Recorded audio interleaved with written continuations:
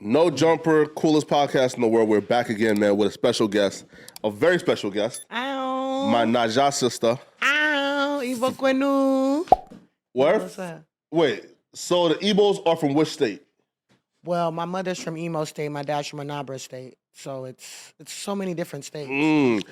So now, okay, but there's one state though that's in Nigeria right now that's like worldwide that everybody like everybody like who's not from there now is claiming it. It's Southside Port Harcourt. No, Port Harcourt. Okay, yeah. Now listen. Yeah. I'm not sure if those are like the ops, but they taking over right now, bro. Like, listen, like everybody and their mama in the US, the UK, every rap fan wants to be from Southside Port Harcourt, right? Yeah. But it's pronounced Port Harcourt. Yeah. Well, no. What? What? Right, like, and wait, so it's pronounced what though? Port Harcourt, right? No. All right, so say Port Harcourt in your language, or in your accent or dialogue. Potato. Huh? Potato. That's what I said. You didn't say it right. You said it like different. You said it kind of. Maybe it's just a little accent. Maybe it's Listen, when Burna Boy was on Sway, he says Southside Port Harcourt, right? But who is Tiko Texas, man? So first off, let's talk. You're right. Let's talk about your grind, because you're really tapped in, right? Like you're one of those people who are like super tapped into everybody, right? Like, I think it's you. Bootleg Kev is like one of those people who just know everybody, right? Right, there's few people in this industry where like they're just connected or like intertwined with a lot of other people. I agree. You met Adam like 14 years ago. Yeah. How? I jumped on his head. I had slept over his house after a party because I knew this other guy named Ned. And Ned woke me up in the morning and was like, "Can you jump on Adam's head for me?" Like as a joke. Like, will you go jump on his head?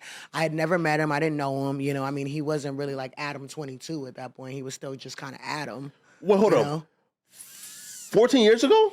This is 2014, so not 14 years ago. Oh, but, you know what I'm saying? So it's 2014, so... Like 10 years ago. No Jumper, everything's on the rise, but, he wasn't like an established person yet. But why was you like an 18-year-old kid, though, like raging First of all, at an overnight party on drugs? I wasn't on drugs. Well, they were, right? I don't think so. I didn't see them do any drugs. I'm sure like BMX dudes in the 2014 were. We weren't doing drugs at Adam's house, I'll tell you that much. I don't know if they were on drugs, but we weren't doing drugs there.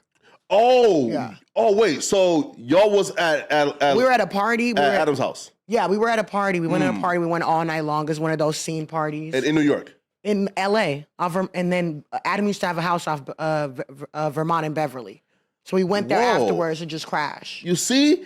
I ain't know that Adam has been in L.A. since 2014. Yeah, I think before that. I didn't know that. Yeah. Oh, that's insane. Oh, wow. So I spent the night, and then the next day, Ned was like, will you go jump on his head? And I just said yes, just young, dumb. So then I went up to his bedroom, and then I jumped on top of his head. And did he like get up and fuck you up? So he got up very confused, and he was all jokes about it. Okay. He was cool with it. It was all jokes. I was like, Ned walked in. We all laughed or whatever, but yeah. I feel like that's probably the only way you can handle it, right? Because if him as a white dude with a bald head and mad tattoos would have gotten up and whooped this black girl's ass for jumping on his head, that's an automatic hate crime, right? Yeah, it is for sure. So, wow. It was a test, and he passed it. So. He passed it, but now, hey, I'll be real. I don't think there's too many men who will have that much self-control, right? I mean, it was just out of a sleep. It was like kind of a joke. It was like a little prank. So I feel like he just is all in good fun. Like he loves a good prank, Were you bigger back then, or still as skinny?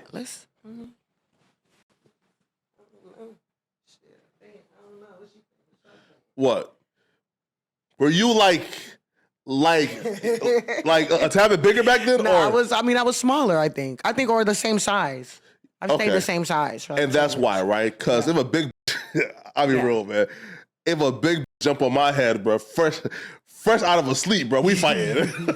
I'm sorry, listen, I'm sorry, bro. I didn't even have time to think about his reaction. I just did it so fast. Like, he's like, oh, do it. And then I just went and did it. Like, I can be. Listen, the weight limit for that prank is like 180 pounds, right? Okay. No, sorry, 160, right? Because right. So if you wouldn't mind if I hopped on your head, basically, like at 7 a.m. What are you right now? About 130. That's cool, right? Okay. Like, okay. Once you venture into the 150, 155 range, bro, like you can hurt yourself. I'll get brain damage. Exactly. You feel me? No. Right? That's no cap. Man, all right. So then afterwards, you've been entangled into the industry, right? Yeah. And what the hell is Adults Only? It's a bar off Sunset in LA. You know, if you got to get out more, Flakko. We got to get you out more. Yeah. I'm gonna bring you out with the like we gonna have you like low key. Yeah. Like, you down? No, man. I got a girl. Damn. Okay. Well. And listen. So like this podcast has already gotten me in severe trouble, right? So. Which one? You know, like being just like being here, right? So pretty much, I was on a pod. Okay. You know, something happened. Again, I was not engaging, and that got talked about on another podcast. Okay. Her family seen that podcast and told her, yeah, bro, yeah. Oh, wow. You feel me? So I'm walking on eggshells right now. Oh wow. Right, feel me? So no going out. No holes. Okay. You feel me? Okay. Hey, listen. Okay. Right? Hey, listen. You want to talk about what happened? Yes. Okay, what happened? What?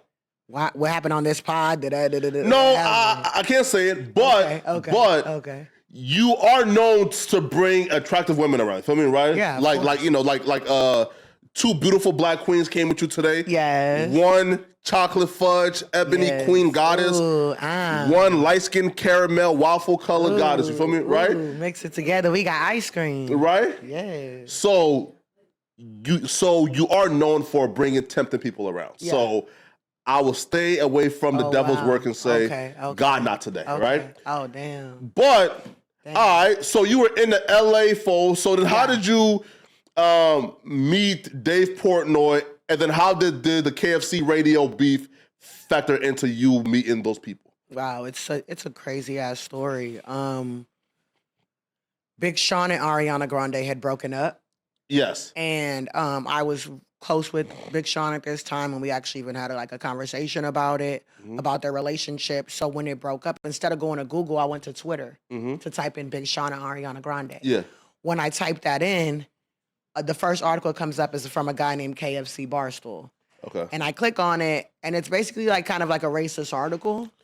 Who's KFC Barstool? KFC Barstool is one of the founding people that's at Barstool. It's been there since the beginning. Okay. He doesn't have the same minority that Big Cat and PFT and Dave does, because he's kind of struggled to find his lane, but he's one of the founding people. And what about the article was racist?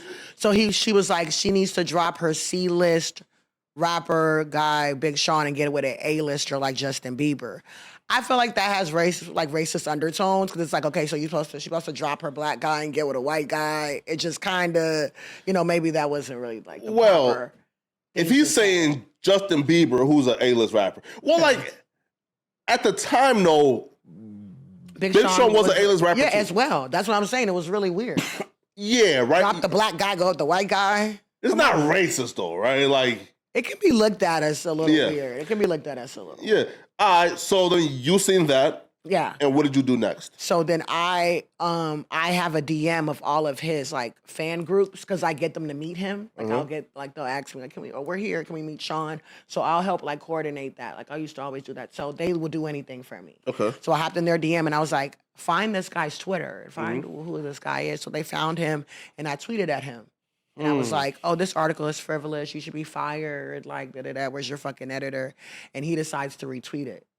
So now we're doing a petty back conversation, saying witty shit. I'm calling him a baseball fan, which basically meant white people. And that was my little term I coined at that time. What do you call black people? They were calling black people basketball fan because they got mad. Basketball people, fried chicken eaters. Oh man, right? No, it's I mean, the coolest style, sports and athletic. I mean, the best musicians, watermelon. There's a lot of things. Kool-Aid, watermelon consumer, basketball people, fried chicken devourers, right? Right?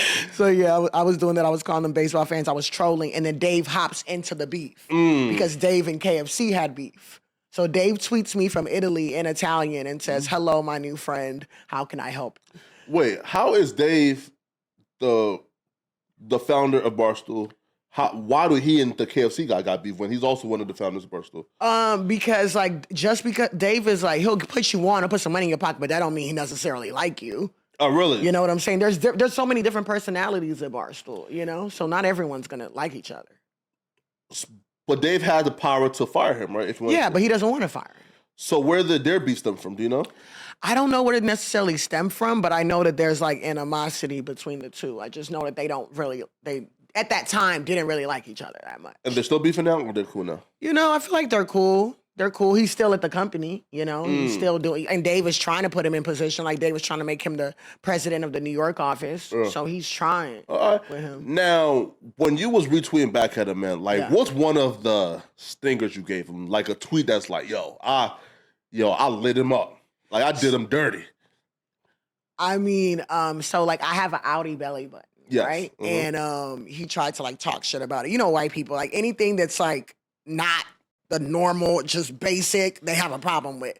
So, you know, my belly is very common in Africa or common in other places, but for them it's not. So they were going crazy on it. And I was like, okay, but my belly button is actually bigger than your 2-inch dick. Okay, now that's personal. Right? I mean, I don't know his dick, but that's personal. I don't know his dick size. But I feel like you could have hit him with like some harder ones, though, right? Some hard like what? Right, listen, because I feel like the small dicks thing, you know, right? Like, you know, like that's like a normal. This type was of kid, 2016. Right? Small dick jokes were. Yeah, right. 2016. Yeah, right. Listen, so how I like to roast me, you feel me? Or 2015. My bad. 2015. Right, like listen, like. I'm cerebral, right? Meaning, like, I'm going to your page, I'm studying, you feel me? Like, how your mom look like, how your daughter look like. I did that for the diss track.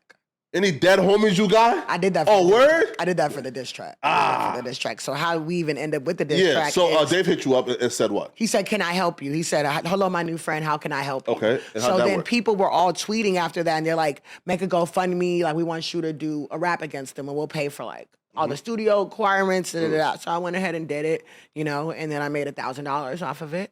And I got the beat. Someone just sent me the beat, like, to my email. Supposedly Rihanna's producer. I'm not really sure, but that's what he claimed he was. And it was capping, man. And he said, I mean, the beat was really hard. You heard that hook. Yeah, cool. That hook is hard as So, he sent me the beat. I went in the studio. I did the song. I came out with it. Dave, when I came out with the song, Dave was popping Cristal on Instagram to it. There's a video of him. I wonder if y'all can find that shit. It's of him popping Cristal to my track. So that's where it kind of stemmed from. Yes. Now he actually released a diss track against you afterwards. Yeah, he did. Yeah. Second round TKO or some shit. Yo, who was the guy that was singing on your diss track, or the girl, or whoever was singing? So it was part of the hook that was sent with me. They sent to you. Yeah, that was the hook. Yeah, they sent me the hook. So I'm thinking it could have been Rihanna's producer. It was kind of a nice beat. I'm not gonna lie. It wasn't no bullshit still, beat. Man. You feel me? Right? I'm still a little bit suspicious. You feel me? Is that Rihanna's producer? I don't know. Right? I don't know. Who knows? Yeah. Who knows? All right. Yeah. So right now is like up in the air. But hey, you got a diss track. Okay, bet. So he responded back. Yes, but came at Dave more than he was coming at me. Yes.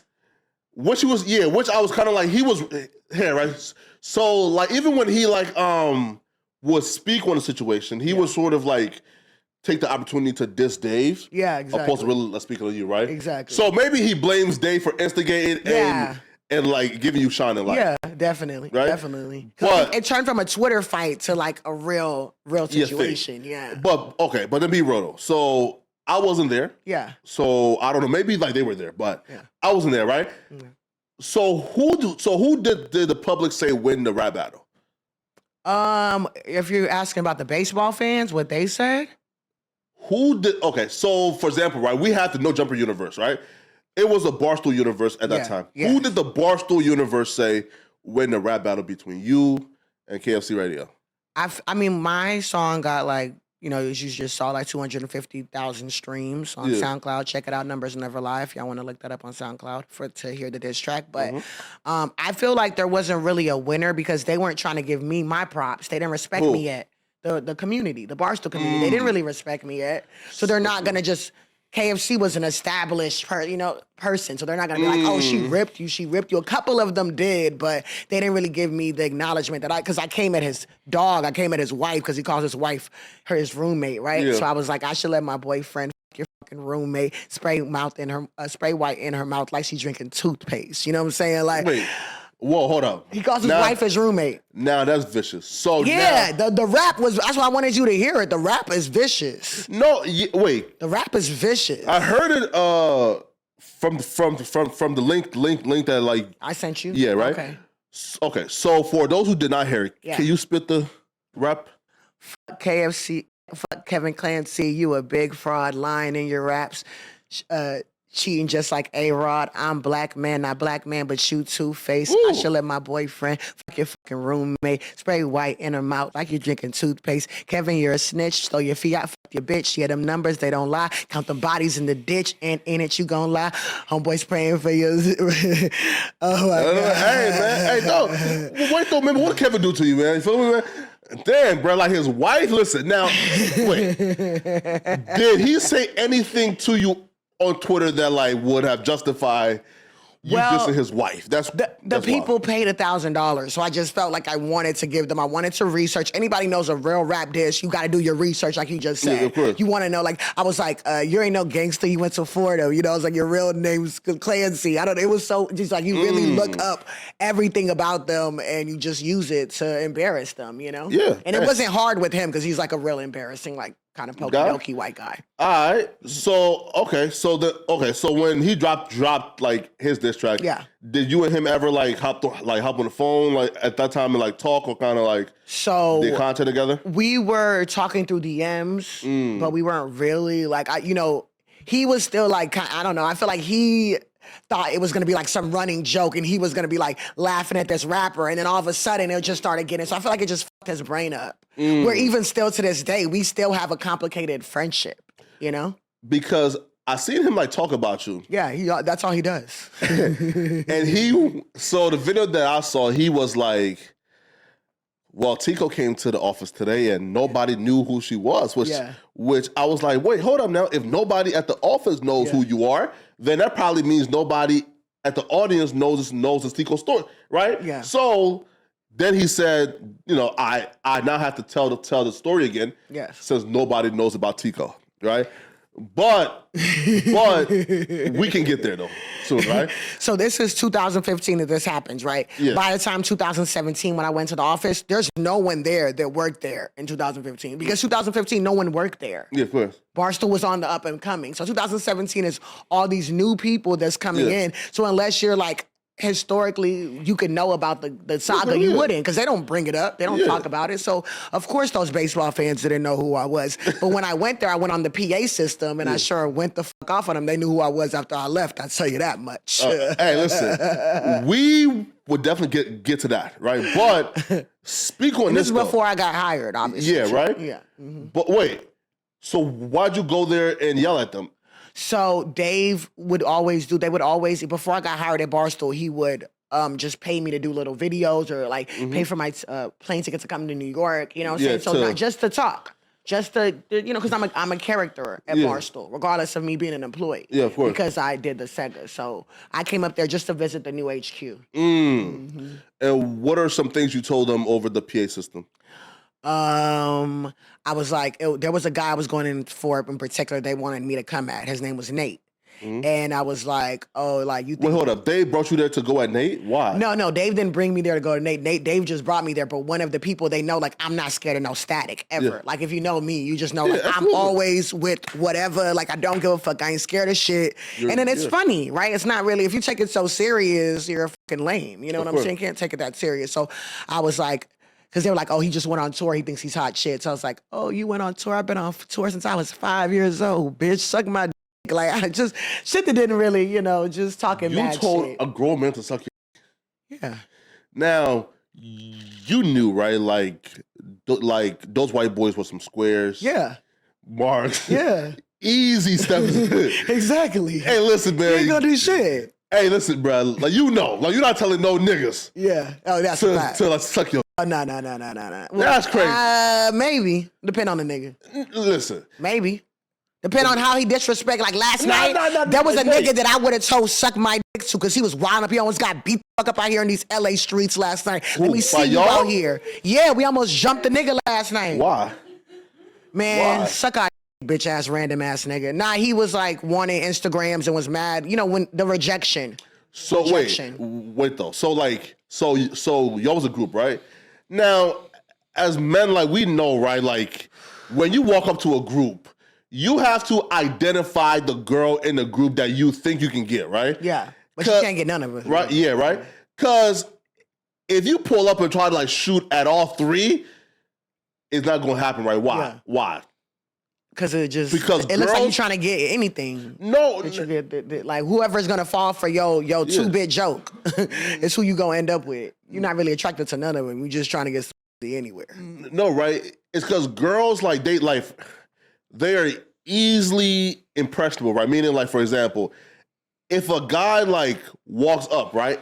Even if they find him attractive, if they know that their homie or another girl had turned him down once, now they automatically think now he's, like, ew. You feel me? Right? Yeah. But if all y'all wanted him, she would think, oh, my God, he's the best thing ever, right? And try to talk to him even if he's not attractive, right? That's just how girls work. Meaning, like... No, that's not how me and my bitches work. What? We ain't trying to talk to a nigga just because he's trying to talk to our homegirl or whatever or talk. Like, no. We don't really... Honestly, it's all about the approach when you come... If you're trying to get a girl's number, if you're trying to talk to a girl, you talk to her like a lady, you treat her with respect, and then she'll give you respect back. And regardless if she's attracted to you or not, she'll share her Instagram probably or whatever, as long as you just come with some respect, But who's more attractive? The guy who pulls up to y'all three, right? And you know that, oh shit, all the homegirls find him attractive. I just don't, but they all do. Or the guy who pulls up that you find attractive, but everybody else like, ew, like he's ugly. I think that's what's great about my friend group is that we all are attracted to different men. Like my friend like light-skinned men. I like more chocolate. Like we don't really we're not really finding probably the same guy attractive like that, to be honest. Like it's not really a problem with me and my bitches with that. Because we have different preferences. You know what I'm saying? So it's like we don't never have to fight over or worry about, like, we all get niggas. So it's like trip off him talking to her. It's another nigga trying to talk to me the next second. I can't even look at this nigga, the other nigga grabbing me, So so he pulls up. Yeah. And he tries to talk to who first? Kula. Who's Kula? Lola. Who? Oh, okay, yes. Lola Bunny. Yeah. Bet. Yeah. Bet. He tried. I was not around. I was in the club, but my bitches ran off. My bitches ran off.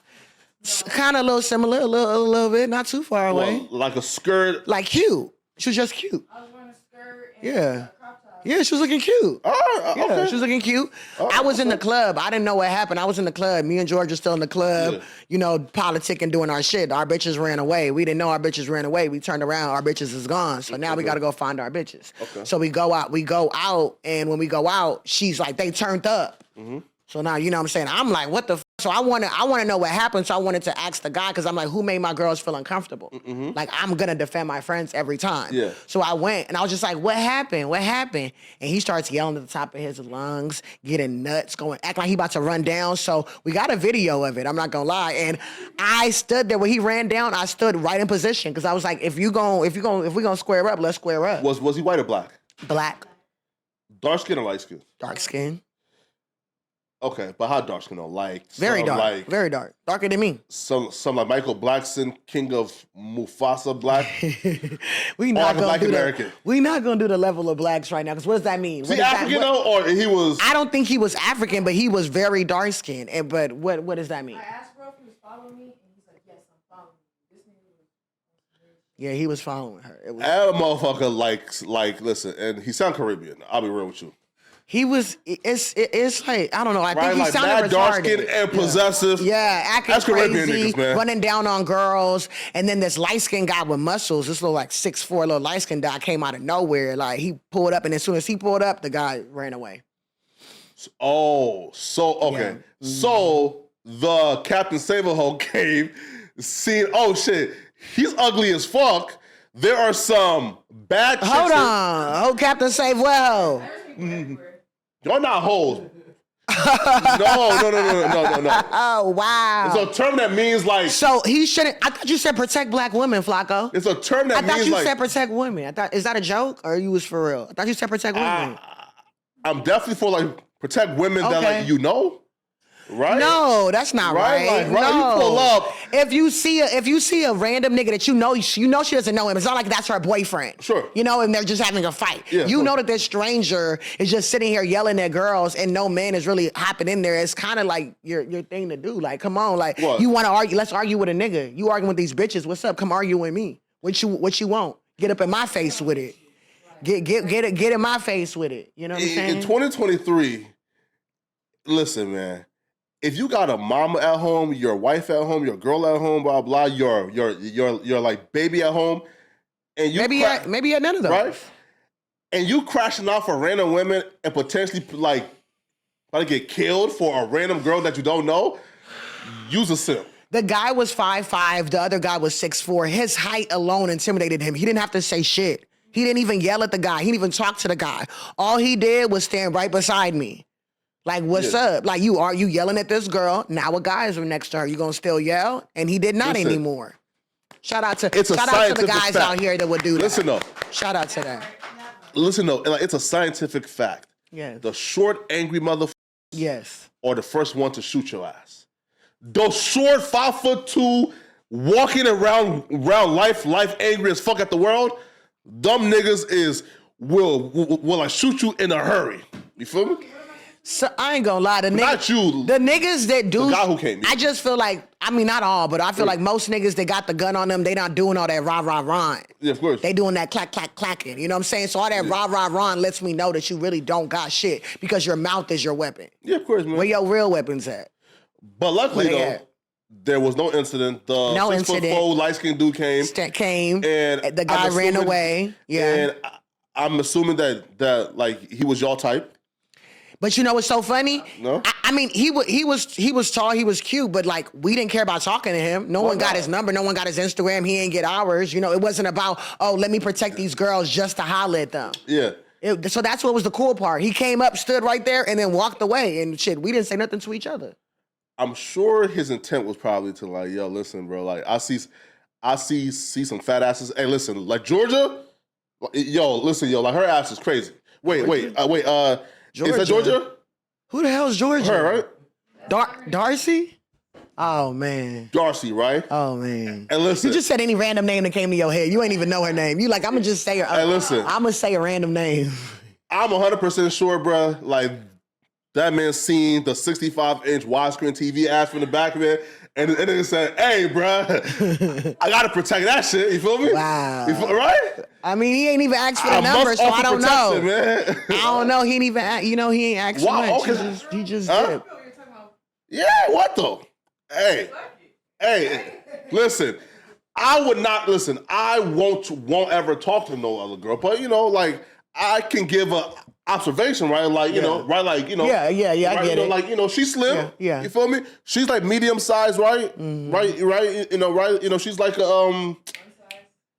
no, because you're like taller than like fun size, right? I'm 5'3". Yeah, right. Like fun size is like 5 feet to like 5, you know, 1-ish, right? Yeah, you know, she's like a normal sized girl. You feel me? Thin, and she got the wide-inch TV. You feel me? Right? But back to Tiko, all right? So after 2017, then we'll let Dave Portnoy saying we're gonna give Tiko a podcast there. So I feel like what it was is that it just made the sense of it. It made sense, and I feel like Dave is a smart enough man that if it makes sense to him, he's down to at least try. And or how did it happen? So Man, to be honest, like, I'll tell y'all some shit that I don't even know if I should say this, but it's over with now, so I guess maybe I can't talk about it, but I'll give y'all some tea. I was in LA, I got a call, and I found out, like, I was wanted in Texas, right? You know what I'm saying? And I'm like, what the fuck? Like, some serious shit. And then I got the call from Barstool right after saying, oh, we want to do a radio interview with you. Can you call in? I said, nah, give me a flight. Trying to come to New York. Yeah. Because now, I'm on the run. Now I got to go all the way on the run. You know what I'm saying? Like, I ain't going back to Texas no time soon. Yeah. So I fly to New York, and I'm so scared on the plane the whole entire time.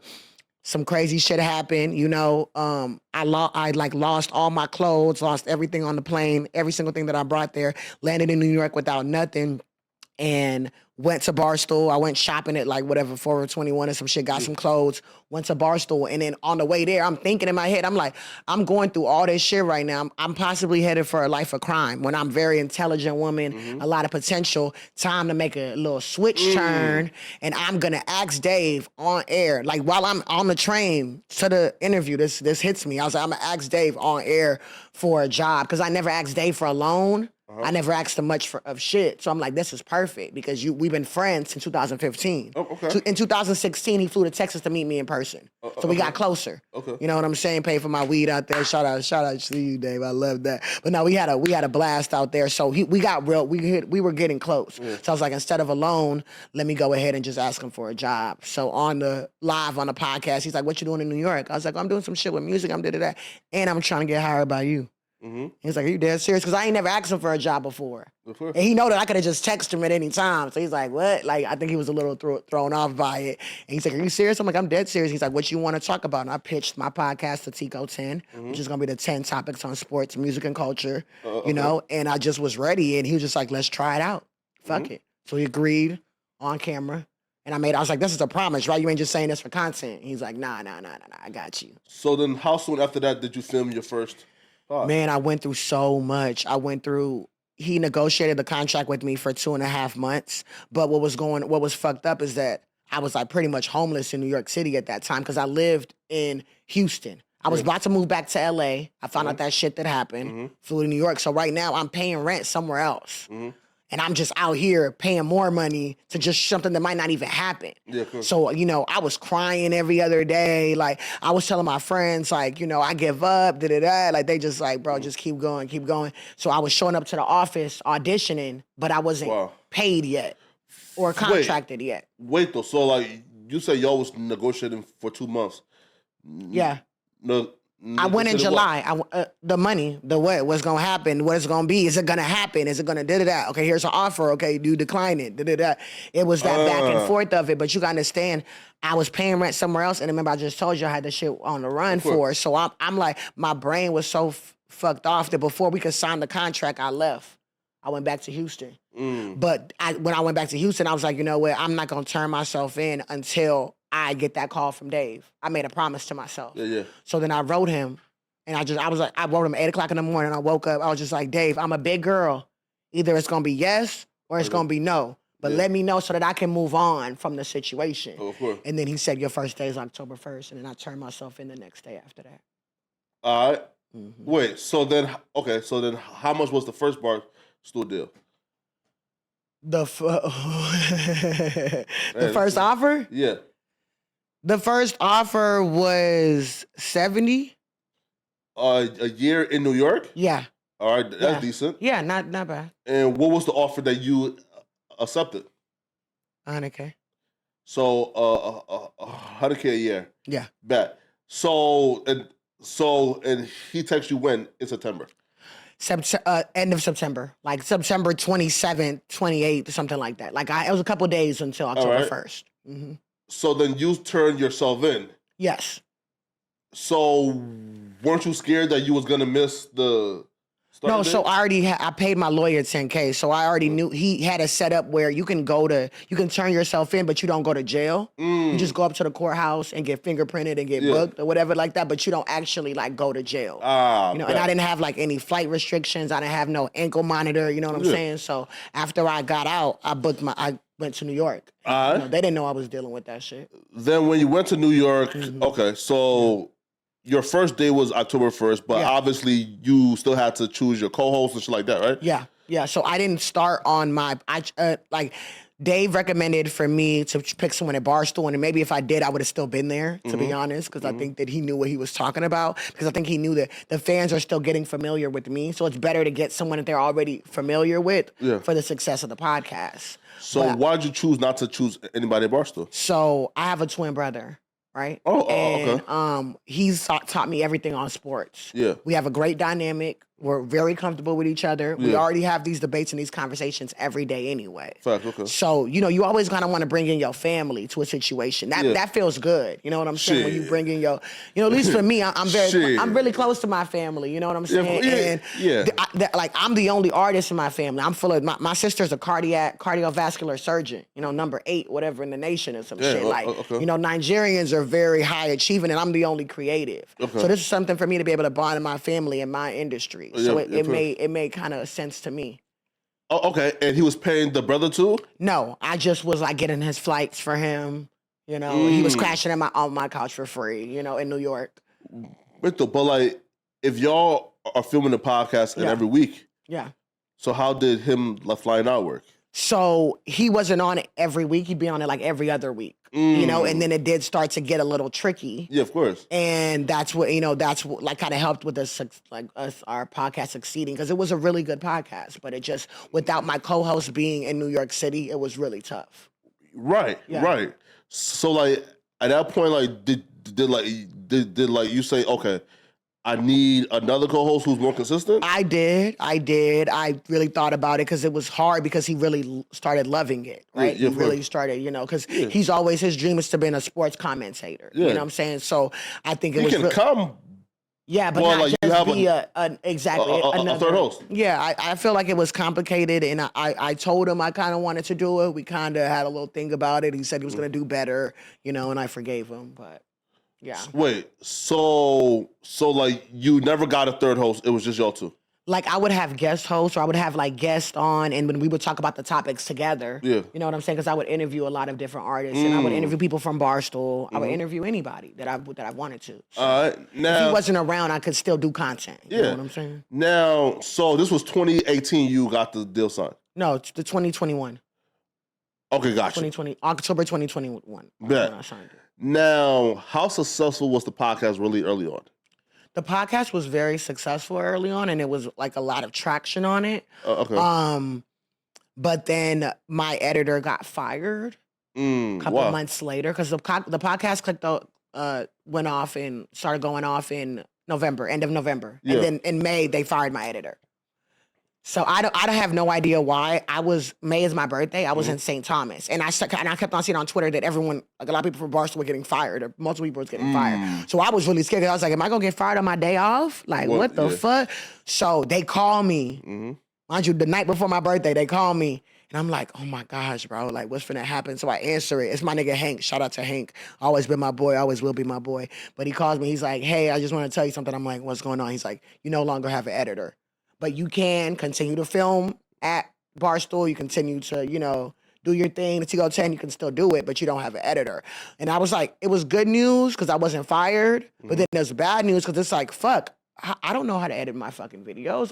I'm worried about getting the guests, booking the questions, doing this, doing that. And now I got to worry about editing the video too. So I was like, fuck, this is going to be a task, but I'm going to attack it. And what I felt like what Dave was doing, he didn't have help.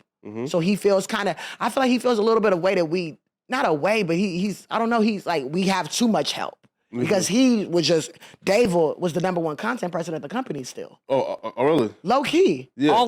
As far as consistency. Always pushing something out, always doing something on his own. So I feel like he cut a lot of the help just so we could do it on our own, but it was pretty tough with that. Man, all right, so... You had some highs and lows at Barstool. Yeah. One of the lows would be what happened when the Astros were in the World Series, I think. Why would that be a low? That was the biggest high. Yes, but then an incident happened where when you was at the bar. Okay. I think you... Oh, yeah, that was crazy. You were watching the game with a couple of people. Yes. Who was you there with? So... I call white people baseball fans, Yeah. right? So it's like, it was interesting that I became a baseball fan. I feel like they kind of were upset about that or whatever. Yeah. So when I walked into game one, at first I walked in as trolling just because the Astros are playing the Yankees. I'm from Houston, Texas. All these people are from New York. Yeah. It's just a perfect situation. So then it went from trolling to me actually was there, enjoying though? it. Tommy Smokes, Big Ev, Barstool Hubbs, Spidey, Okay. me, a guy named Philly Mays, a bunch of different people that worked at Barstool, and they watch sports all the time. I had never been in the gambling cave before. Oh wait, so like watching sports together is a thing that they usually do, Yeah. but then you came. Yeah, because it's a boys thing. It's a boys club. Okay, so who invited you? Okay, so to tell you the truth, it's so crazy on that story because everybody thinks Dave did it or this person did it. How it happened was that I saw on my phone that the Astros was playing the Yankees. I was like, isn't that interesting? The security guard, Dan, he comes up in there and he like, yo, Tiko, you ain't gonna go in the gambling cave? And I'm like, well, he's like, you need to go in the gambling cave. It's Houston. It's New York. Come on. So I'm like, damn, he's right. So I went ahead, went in there, and never walked back out. Okay, it just became my whole thing. So then game two, so game one, we obliterated them, we killed them. They thought it was over. They thought maybe it was only for one game that they had to deal with me. Game two, watch party, they didn't tell me where it was at. I think the whole crew came up with a thing that we weren't gonna invite Tiko. Wow. But because now it's gonna turn into the Tiko Texas stream, the Tiko Taco stream in particular. You know what I'm saying? It's gonna turn into that. And they don't want that. They wanna keep it basic, Caucasian. How bad was you trolling the first time though? In the first game? Yeah, like how bad was just trolling right there? Like these people said, oh yeah, we don't want her to come no more. I mean, it went from trolling to me actually celebrating. Like, I don't know, you have a sports team? Are you into sports at all? Yes. So it's like, when a team that you like is really, I mean, it gets the passion out of you. You start yelling, you start jumping up and down, you start celebrating, you know? So I was just doing all of that. Okay, so were you being like and like unruly? Were you like, right, like cussing people out, like haha, fuck you, Nah, I was just celebrating. I wasn't really like doing anything personal because it wasn't personal to anyone for me. It was just me rooting for my team. So I feel like they just, the live stream lit up. It was just a lot. And I just feel like they owned that baseball stream and they were very protective of it. So it's like just to let me in was almost like letting me into the company. It's kind of symbolic, you know what I'm saying? Where it's just like, it doesn't really fit in here, but I don't know how I feel about it. You know what I'm saying? So it was almost symbolic to my whole experience at Barstool. Wait, what does that mean though? Like, you feel as if that was symbolic to your whole experience at Barstool? Which is like being a star, but as being a star in a place that you're not really that celebrated at. Because I wasn't welcome, even though I was bringing that star power to the live stream, even though I found out from the editors that I blew up the numbers bigger than any baseball stream in the history of Barstool. Yeah. Like even through all that, I wasn't really welcomed. Why wasn't you welcome? Because I feel like they felt like I wasn't a real fan. They felt like, what do females know about sports? They felt like, I'm just a troll. I don't really know. Okay, you know what the main reason why I wasn't welcome? Because my team was beating their motherfucking ass. No, wait though, right? So like beyond that though, like you said that was symbolic of your experience at Barstool. Why did you feel like people weren't like welcoming to you at Barstool? I felt like the whole time I was fighting at Barstool. You know what I'm saying? And, what Dave did is Dave gave me opportunity, but Dave was not in office. Dave was in Miami because he does his taxes in Florida. Yeah. So he has to be there for 6 months out of the year. Okay. So Dave basically put me on and then he told me sink or swim. I can't be the floaty guards for you. I got to be off in Miami. So Dave was my number one friend there, but he's the number one person there, right? So it's going to be hard because he's my help. He's the person that really cares. He's the one that probably wants to see me succeed. These other people, not so much because it's a competitive thing in Barstool. Yeah. It's very competitive, So I just felt like I definitely wasn't just, open-armed welcome. Like, you know what I'm saying? I had to pay for my own flights. I was paying for my own hotels. I was doing my own shit. You know what I'm saying? Like I wasn't really, held up to be the star that I had the potential to be. So that's what I say. It was just a fight. It was a fight to get in the Astros stream. It was a fight to stay in Barstool. Now, when you say like they felt like I wasn't really a big fan of like baseball, well, like we don't have to feel that way because one of the guys actually said it, right? And who's the guy when you got up to walk away? Yeah. He said you were a bad person, you aren't a regular fan. And who was that? That was this guy named Barstool Hubbs, which is the only thing he has at Barstool is the baseball stream. So that's why I told you, very possessive of it because that's the only thing that it's like, that's that moment to shine. Like right now, everybody is shining as a baseball fan because, everyone's watching it right now. Everyone watches the playoffs. So that was like his shit.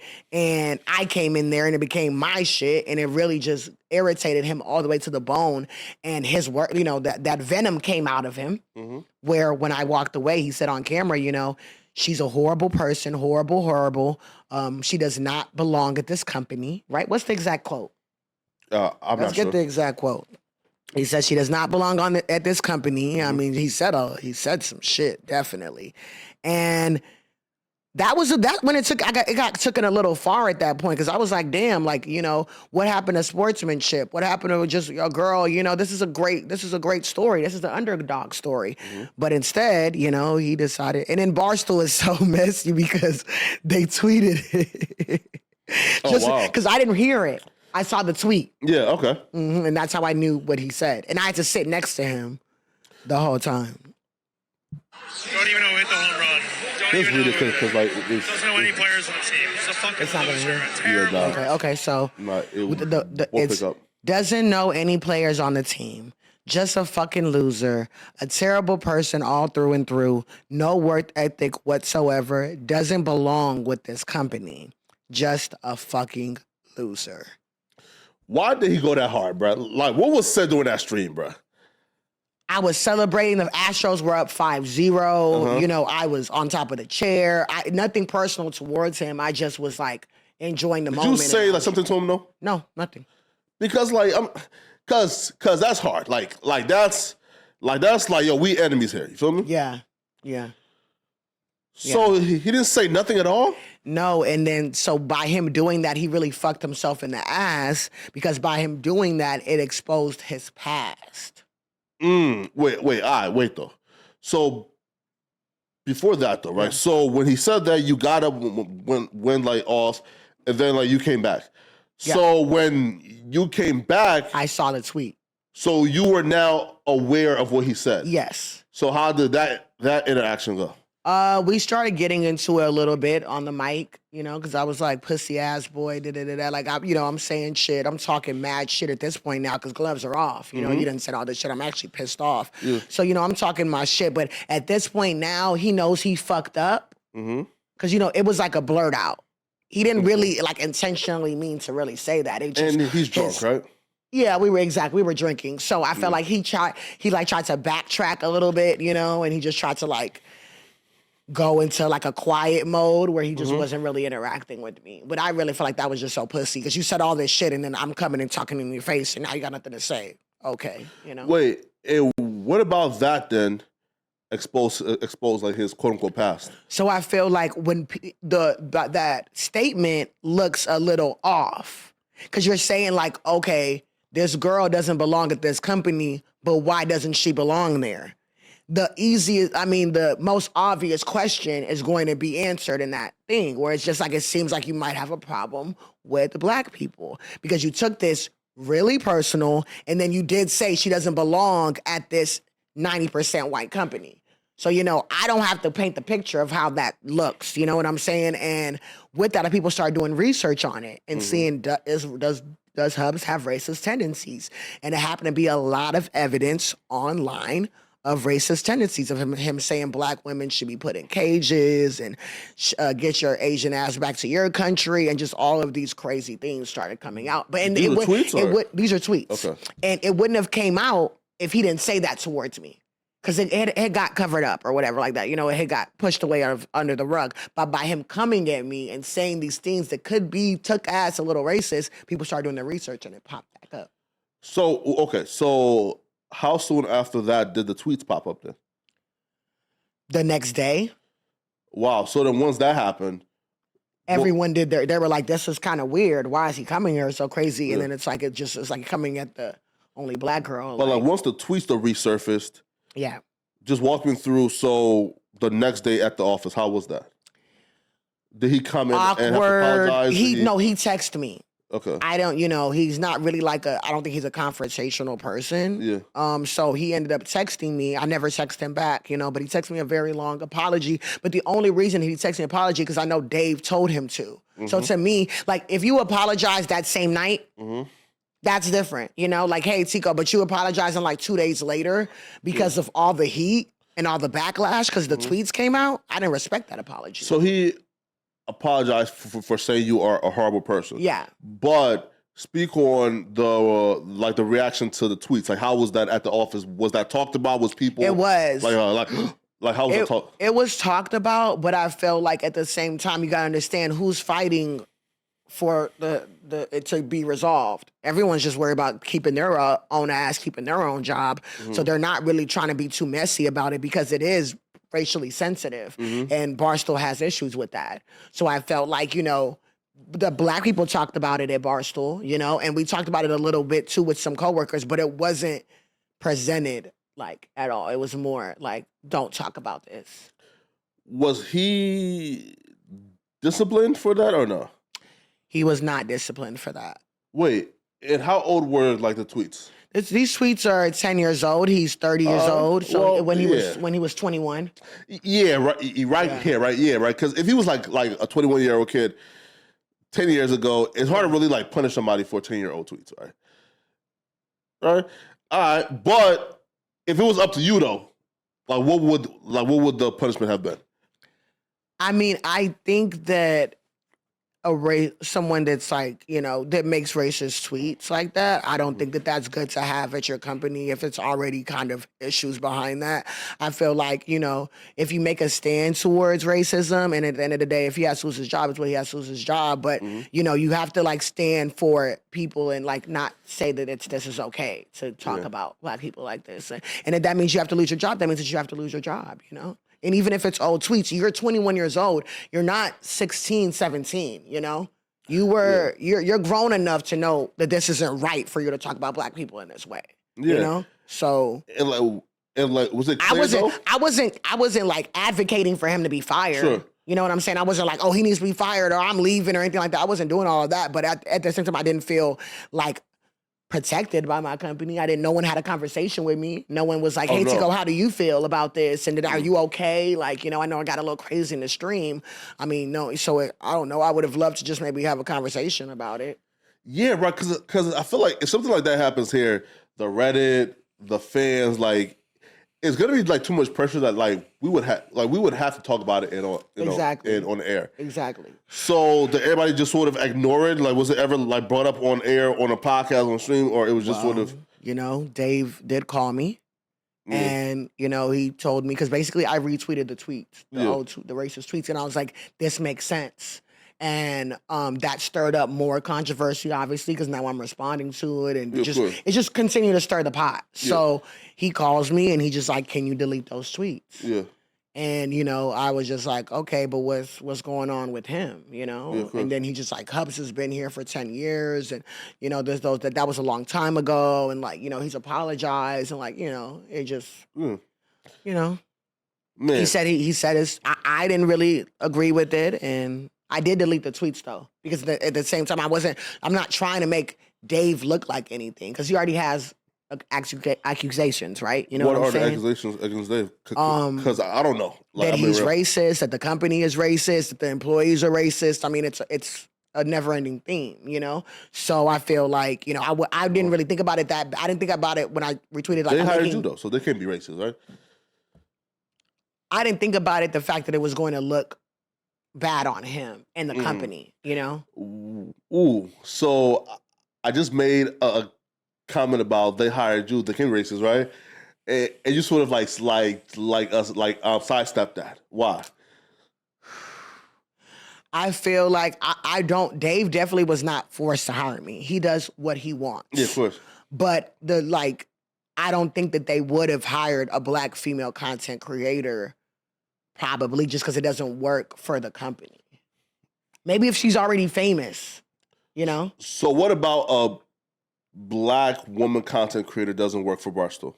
Okay, so are you a black female content creator that's going to talk about dick? Because then maybe you might have some success. Because regardless of any of like even like racists still want to fuck black girls because they're sexy, you know, even though they have problem with black people. So it's like a sex appeal can kind of make you like passable in a racist person's mind. So I feel like either because the girls at Barstool, we talk about either sex and the guys talk about sports, right? And it's me being a girl from the culture, right? And from Nigerian parents that I can't really talk about sucking dick on the air every episode. You know what I'm saying? Like I was trying to do more the sports culture route, and that wasn't going to work when the audience doesn't respect a black female's voice on sports. So you felt like the audience probably wanted you to be like a low-cal, kind of like a character, right? Yeah, definitely. You come, I'm like the mammy who's here trying to suck every white guy's dick in this building. Exactly. That would have gave me a lot more success. So it's me coming in and being myself. I feel like, I mean, it just, there was a reason why he hasn't hired one. There's a reason why since I've been gone, he hasn't hired a new one. It just doesn't really work for the demographic. But you ooze like sex appeal though. Feel me? Right? I would say that, but I'm just not really comfortable just talking about the dicks that I've taken on camera or like sucking dicks and like, you know, that just not, it's so much more to just like my sex appeal. I'm very intelligent. I have a lot of opinions on things. So I just wanted to be respected for that and not really, you know, just be objectified like that. Yeah. You know? So outside of the issue with Barstool Hub, was there any other issues that like you felt like wasn't addressed or you felt like you weren't okay with? There was a situation that happened, and you know, Edwin, we did just talk on text, and we're good. But I am gonna bring it up. I mean, there was a situation where Michael B. Jordan came to Barstool, right? I was at home. on the leaving on the train to work. Whenever I guess he came in like 10 a.m. I would come in and work like 12. So Michael B. Jordan, while I'm on the train to work, I see one of my coworkers did a video. One of my Asian coworkers, whatever. She made a video of him. So me, just to kind of stunt, I screen recorded her video. And was like, you know, Michael B. Jordan's at my job, right? Just so I'm like, oh, look, like Michael B. Jordan, but I wasn't there. I get there, and, you know, everything's fine or whatever. And then one of the guys that was working on $1 Million Worth of Game, which is where he went on, he like pressed me in an office room. Was you know? The Wallow or Gilly? No, Edwin, who I brought up the other day. Remember I said I didn't even know he would get fired because he was very... Yeah. So Edwin, a Dominican guy, he comes and presses me in a room and is like, delete it right now. Mind you, what he didn't know is that I was on the phone with my friend who was having like a really bad episode and it was like some real crazy stressful shit going on. So he's coming in and trying to tell me about an Instagram story that's on another... Mind you, where's the bitch at? Sorry, the young lady at... who actually posted this. I had a repost. You know what I'm saying? You coming at me right now, go holler at, because I guarantee you it's probably still on hers. But you coming at me right now, it looking kind of crazy. So I'm on the phone and he's like, da-da-da. And we had like a little moment that it almost got physical. You know? Really? And I didn't really feel protected. I felt intimidated. I felt like, you know, I'm just like, what the fuck is going on? Like, it's not that serious. Like, because basically what happened was that, okay, I put it on my story. He said delete it. I deleted it, right? But I posted it on close friends. I have one girl at Barstool that was on my close friends. One girl, Ebony, at the receptionist at the front. They're cool. So I guess she showed it to him. He took a picture of it, sent it to the higher ups, like, oh, it's still on her close friends. Can't nobody fucking see close friends? But my close friends, what does it even matter? But he sent it to the higher ups up, and the higher ups text me. They're like, hey, can you take it off your close friends now? I'm like, wow. So then I didn't take it down yet off my close friends because I told you I was on the phone. And mind you, it's still on close. It's off my story by this point. So he runs in, and is like, take it down close friends. And I'm like, nigga, you better get the fuck out of my face right now. On some real shit right now. I'm kind of like at that edge. So you coming at me all intimidated, you might get slapped right now. Real shit, you know? And I pushed him out of the room and I locked the door. And, you know, I eventually later on, like, deleted off close friends like an hour later or whatever. Damn. Yeah. Why was he so bugging out? Like, about that? I feel like it's power. It's a lot of power trips, especially with men and females. I don't think he would have done a nigga like that. To be honest, I feel like it's some power trips with these male that are in powers and females. And I feel like, you know, because at that time I felt like he was trying to scare me. It's like, what you trying to scare me for? Why can't you see how the higher ups text me very nicely? Hey, Tiko, do you mind taking this down? That's all you had to do. You got my number, send me a text. Holler at me like a human. Don't come at me all crazy, because now you'll really get popped up and you'll really get sucked up. And I never talked to nobody at Barstool about that. Nobody even knows about that situation, but it was just situations like that. Like, it was just, that's that fighting shit that I'm talking about. Even physically actually fighting. Yeah, wait, and he was tripping why? Because they didn't want the world to know that Michael B. Jordan was coming there. But you know what was interesting is the next day, Barstool posted it on their social media that he was there. And the girl also posted it first. Exactly. So it just seemed like it was coming at me or trying to like pick a grudge with me. And it was like, what's the issue? You know, it's not that many minorities at Barstool. So I'm not saying we should be united. I ain't saying we should be united, but like, let's kind of like have some respect. You know, don't treat me like you would treat like one of these little bitches. You know what I'm saying? Treat me with a little bit better respect. Man. And like after that, like was that like the only like was like that the last of your issues with like other employees or like management there? You know, I had an issue with this little one white young lady. Where, you know, we went on a reality show together called Surviving Barstool, and then it just kind of went, like, we had an altercation on camera, but, you know, that's all for content. Surviving Barstool?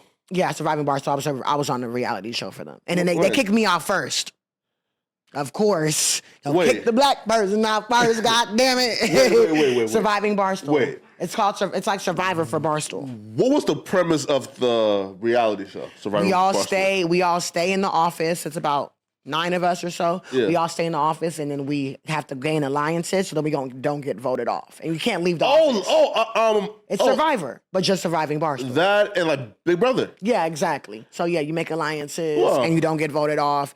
And I got tricked at the end of my vote. Why? My roommate, who I thought I was in an alliance with, was really in an alliance with the guys, and he basically told me a lie so that I would vote the wrong way.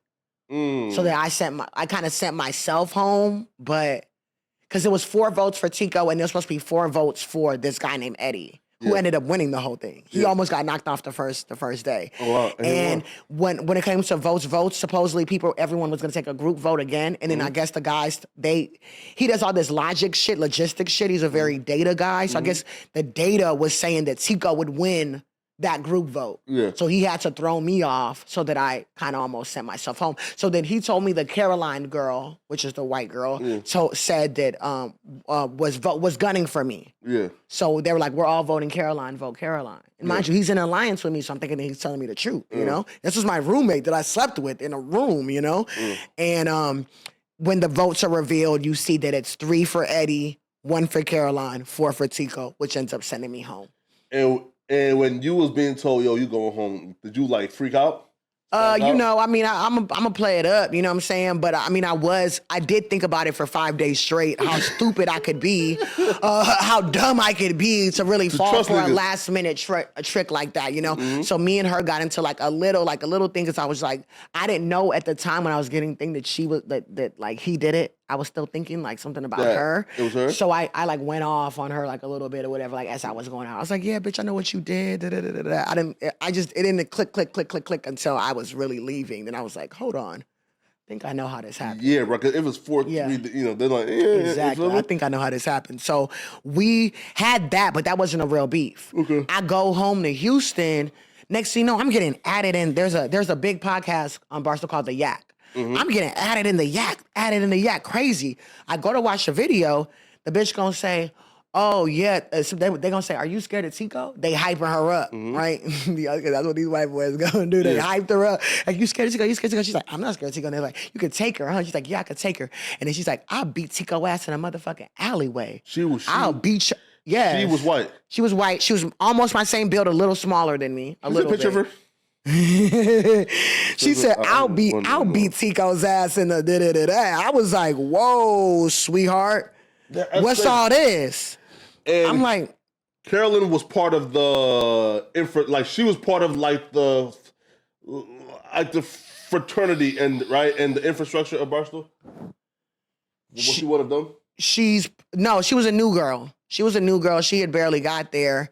But it's just easy to turn the girls against each other. That's just what it is. That's all. That's the whole theme of life is turning the bitches against each other. Like she's lit. So she has a podcast? She has a podcast with her. She was a content creator. Before Barstool, she was No. Just after Barstool. Exactly. Damn. She was doing like comedy videos, but I don't know, she's not really funny. I don't know, but white people have different humor. Whoa. She's not. You want to see one of her videos? Wait, dog. Is there still beef with poor old Carolyn? So let me tell you what happened. It's still beef. Let me tell you what this bitch did, bro. What's up? What this young lady did. So she did all that rah when I was in Houston. Mind you, I was coming back the next day. Mm-hmm. So now you got to see me in person. Mm-hmm. So when I went in the Yak and I was like, let's call in Caroline. Mm-hmm. Because there was a lot to say when I'm not here. Mm-hmm. Let's have a conversation in person because Barstool has an amateur boxing shit called Rough and Rowdy. Mm-hmm. We could get $40K each to fight each other. Mm. If you want to fight, we could set it up for bread. You know what I'm saying? Sure. So I got there. I'm like, call Caroline in there. She's like, I don't want to go in there. Huh? So I made her come in. Yeah. And when I come in, she got a Karen statement prepared. She's like, I said, do you want to fight? She said, Tiko, I'm too busy doing content, something that you need to be doing. I'm like, damn, bitch, you could rah, you could do all that. So you want to fight with Rough and Rowdy or nah? Yeah. Bitch completely did some Karen shit. Was like, oh no, I don't want to fight. I don't want to, what? But you said you wanted to fight. So what's up, bitch? Like shit like that was going on. So I put her face on a boxing thing in the middle of the office, and I just went and did a fire-ass TikTok video because I wanted to hype it up. Because maybe if enough hype goes around it, then she's going to be forced to do the boxing. I'm trying to make that bad. The fuck? We can still fight Caroline if you want, too. I'm Rough and Rowdy. It sounds like they had you in a trick bag, right? Yeah. Meaning like this, right? Us, us as black folks, like we have great personalities, right? Yeah. We're over the top, right? Yeah. But the one mistake that we often make when we go to like a new job is we present ourselves as this like extrovert, right? This like real great personality, feel me, right? And we sort of like are too friendly with everybody, right? Opposed to coming in, earning your like respect first, meaning like like coming here and joking with like too many like coworkers, sort of like make them like not respect you, right? Opposed to coming, being real like strict, business, fuck you niggas. I'm not even right. You feel me? That's what I was on. I never hung out with really any Barstool employees other than happy hours after work, or maybe a coworker's birthday or something like that, and everybody goes to the bar. But I never hung out with any of them besides Ebony. Outside of that, I was never really. It was hard for me to even relate to them. A lot of, there's a lot of cool guys at Barstool. Shout out Nick. Shout out Tommy Smoke. Shout out Brandon Walker. Shout out PFT. There was a lot of cool guys, but then there's a lot of basics at Barstool too. And like I'm not really basic at all, as you can tell. So it's not gonna be easy to get a friendship. If I actually had more friendship, I think I would have done better. Facts. You know what I'm saying? But I didn't even go in there no friendly shit. Like I went in there on some business shit. But at the same time, I know you said that I was like being extra to that. I was already a character in the Barstool world. You know what I'm saying? No, wait though, right? So not extra, right? I'm saying, right, like here, right? So like when we like go to like different jobs, right? Yeah. We are just outgoing, nice people, ourselves, right? Ourselves, yeah. So being ourselves and being friendly with people, right? Again, like not too much, just friendly with people. Yeah. They see that as a weakness and kind of like kind of like not respect you because you're nice to them, right? Yeah. Opposed to you come in and you do. Right?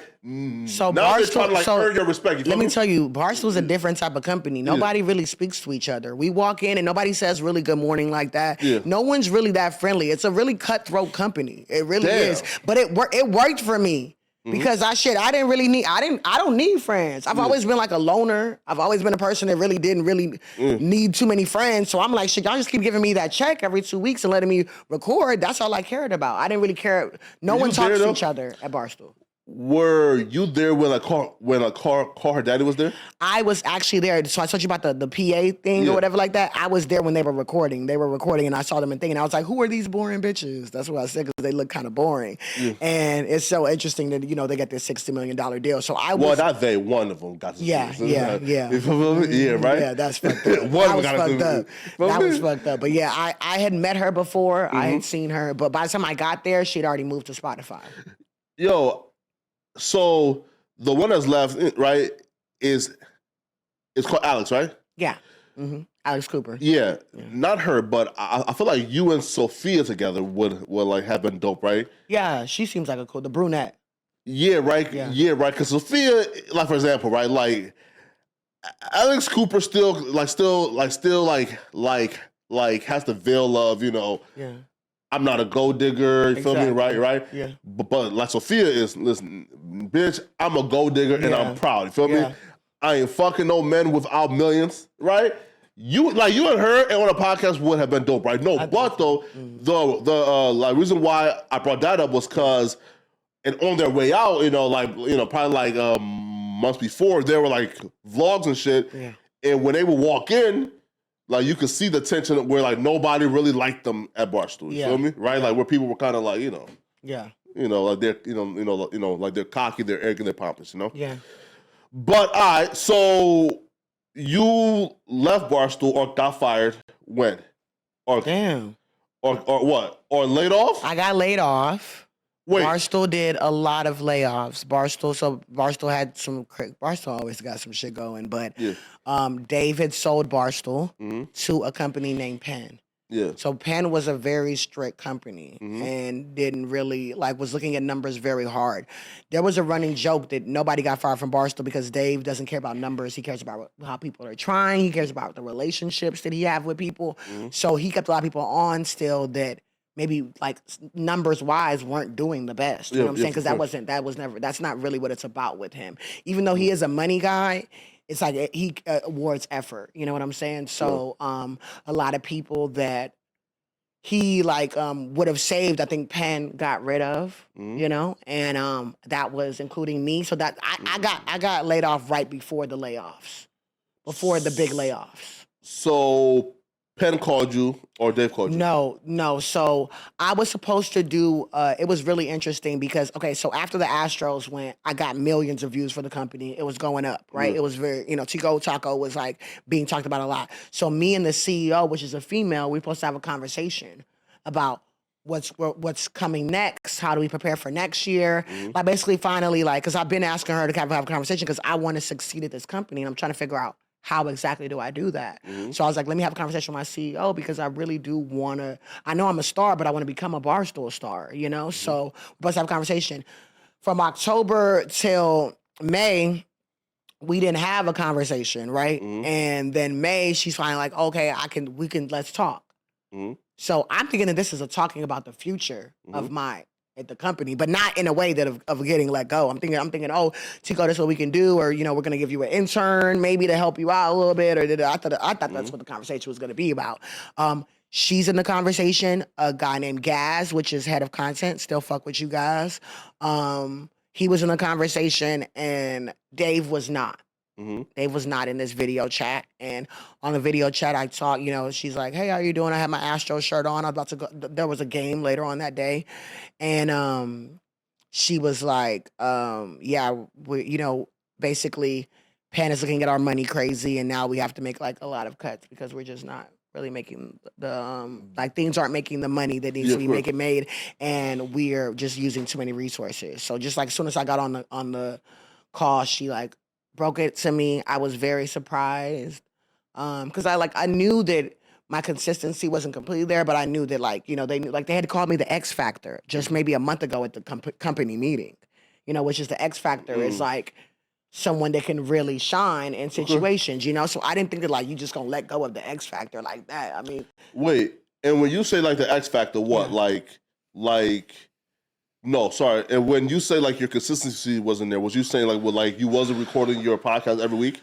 I was recording, but I was outsourcing. I was paying one of my friends to edit my podcast, paying her $100 each episode. And, this friend is more about at that time was more about partying than she was working. Yeah. So my personal relationship with her kept me from doing the smart idea, which is to fire her and go get somebody else that's actually consistently putting out the product. But instead, I was like letting her rock. I was like, what was crazy is a month before I got let go, I had a dream that I was getting let go. Right. And I got very emotional over it. I was crying and everything. And I called her and I told her that I was going to have to probably not have her work on my podcast anymore because I don't something is going to happen and I got to stop it before it can happen. So she was like, please, like, I'm going to do better. I'm going to do better. Didn't come out with a podcast after that. I thought I had time. For a month? For a month. Well, like, come on. That's that's crazy. For a month. So then by that time, I mean, they were giving me probably that grace period. That probably was God talking to me in a dream, trying to help, get me. And I still didn't listen and got let go. So. See, wait. Okay. So how do the Barstool deals work? So they give you $100K a year to do your podcast. Yes. And you wasn't doing your podcast. It was really hard because everyone else there had editors. Yeah. Everyone else there had interns, had social clips. It's hard for me to record the podcast, get the guests, but actually do the interview work. Because mind you, this is really a one-man team. I got the name of Barstool, but nobody is helping me with any of this shit. They're not even helping me get guests. Yeah. I'm doing everything ground up, 10 toes down. And I was appreciative of it because they were giving me a check and a platform. So I wasn't even tripping. I wasn't even bugging them for help. But it was really hard trying to do everything on my own. And we know also, too, personal life comes in the middle of that shit. There's so much you're dealing with at once. And before you know it, 4 weeks have gone by and you haven't dropped anything. You know what I'm saying? Like, it was just hard because I was relying on other people. And instead of it being me just having that in-house editor, that in-house intern, that in-house, so without that help, it was pretty hard. I'm not gonna lie. It wasn't just super easy, Wait, okay, so outside of the podcast, what was like your job at like Barstool? So my actual title is talent content creator. So it's like, it's not even, a lot of people, there's content creators at Barstool that don't even have a podcast, So what I do is I write up articles, I go places, I do viral videos, and then also the podcast too, because the podcast is a way to monetize, right? So that was my job, just creating content wherever it was at, whichever city or wherever I wanted to go. And like, did they give you like the option of, you can still work and fuck with us, but we just can't pay you? So I actually tried to talk to him about that. I tried to talk to Erica. I tried to be like, how about you give me a chance and we do 6 weeks or 2 months with no pay. And I'm just coming up in here grinding, showing you, and getting it better and getting it lit. And then at that point, 2 months later, we can have another conversation about where it can continue to grow, So I asked her about that and she was just like, she kind of didn't, I don't know if she's telling the truth, but she was like, oh, I'll ask about that, but I don't think she really did. And that just was not able to happen. But let me tell you how much I did still fight. Dave was in Louisiana, right? They have a casino in Louisiana. Okay. So I flew down to Houston and drove 2 hours away or 3 hours away to Louisiana to talk to him in person. Did not tell him I was coming. Wow, okay. So just popped up on him and I texted, I got to the live stream 5 minutes after he left. So then I texted him and I was like, I'm here at the thing, can we talk for a little bit? So he went to the fireplace to have a conversation, which was I think that was our final one. I don't think we've talked since. We had that final conversation. About? So the conversation was just, I was just trying to kind of see where he was coming from with it or what he thought or how could we still make this work? It was kind of my little final trying, because I did care about the job. It wasn't like I just didn't it wasn't like, oh, now I can kind of unemployment, fuck this, I still cared about it. So I went there to just see what we can do to come in the middle where I could still have my job. And, I don't think that he agreed with letting me go. And that's why he wasn't in the exit meeting. Yeah. So I think that he wasn't really agreeing with it. But what I really think happened is that his right-hand man and his CEO is saying, hey, we're going to have to let go of one of your personal favorites. Going to have to let go of Tiko. He's like, hey, what do you mean? And then they're like, look, she didn't come out with this and da-da-da. So it made it harder for him to fight for me. Oh. You know what I'm saying? And he told you that, like, bro, like. Yeah, he's like, I couldn't really fight for you when you're not coming out with content. You're not even dropping the articles. Your blogs are big. I'm a really good writer. Yeah. So he's like, your blogs are amazing here. They get a really like, why aren't you blogging more? Where is everything going at? And, you know, I tried to bring up the intern thing to him too. He was just like, I think that's going backwards. Like, you know, to that. And then at the end of it, he was like, I'll always have love for you. Mm-hmm. You'll always be a friend of mine. If you want me to support something from you, I still will. If you need something from me, you can still reach out to me. Yeah. But I think that you're gonna be a star regardless of being at Barstool. He's like, Tiko, you're a star before you came to Barstool. You'll be a star after Barstool. Like, fact, yeah. It doesn't. I think that you'll be okay, and that's why. Hey man, that's like the coldest way. With this here, right here, right? Because like here, right? Because if they really okay, so like. If you truly like believe that, then you will say, "Yo, okay, you know, just yo, yeah. Yo, listen, come in, do this or try to get." You feel me, mm-hmm. right? But I can understand it, right? Yeah. Right? Because listen, bro, like we all love Dave because Dave is somebody who has always stood up for the creators, right? Yeah, you feel me, right? Like, and he's been one of the rare dudes who sort of like. They understand the plight of a content creator, right? Yeah. Like he's always been on the side of the creative. Yeah. So like I can understand like him wanting to root for you. Yeah. They're like, bro, like, yes, I understand she's an X factor. Yeah, yeah. I know what she could do and be one day. Exactly. But if the if the number nerds and right like. And the dweebs are like saying, hey, what hurt me on it is that, okay, like, I know I was traveling a lot, I was doing a lot of things or whatever, but it was like, Dave, that's how you met me. Like, I'm not really like an office girl. I'm not really like a girl that sits in the office. That's not where my strong point and that's not where my talent is. Like, you know who you hired when you hired her. And I did think that the Astros thing was going to save me because, like I told you, they had never had numbers like that on the baseball stream. Even right now, with the Astros and the ALCS, everyone's tweeting like, where's Tiko? I retweeted the old video. It got crazy engagement. Of course. I did major, like that was major and that was like a big moment. And for them to let me go, less than a year later after that, I didn't even get to capitalize off this moment again. You know what I'm saying? Like this could have been more content. This could have been keep going on. I just felt like if I was really such an X factor means that you can't predict it. Mm-hmm. That's what X factor means. X factor means unpredicted success or you just X factor, you just never know. You put her in a situation, she'll shine like a motherfucker, so I just feel like that's something that you let go. That's something that you keep on because she's going to continue to do the things that she does and she shines in, which is that live stream moments, you know what I'm saying? Like now there has been this narrative out there from like the fans. Now Dave is married, right? Dave is separated. All right. And has a 23-year-old girlfriend now. Right. But there has been things put out there, folks wondering, was Dave and Tiko ever a thing? Was Dave and Tiko ever a thing? Yeah. Like, one dark night off the dark liquor. Oh, okay. Dave gave you the side eye. Oh, shit. She's looking, a little bit delightful on this happy evening right now off the dark liquor. Now, I know. Yeah. It's probably not a thing, but because we're doing an interview, the fans probably gonna want to know. How do you know it wasn't a thing? No, I'm saying you assume. Yeah, right. And you're right.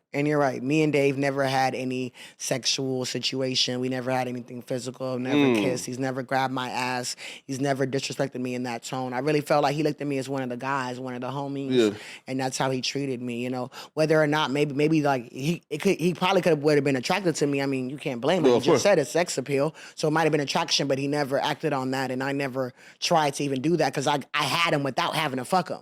So why should I fuck him? Like, what? That's working backwards. That's too much effort.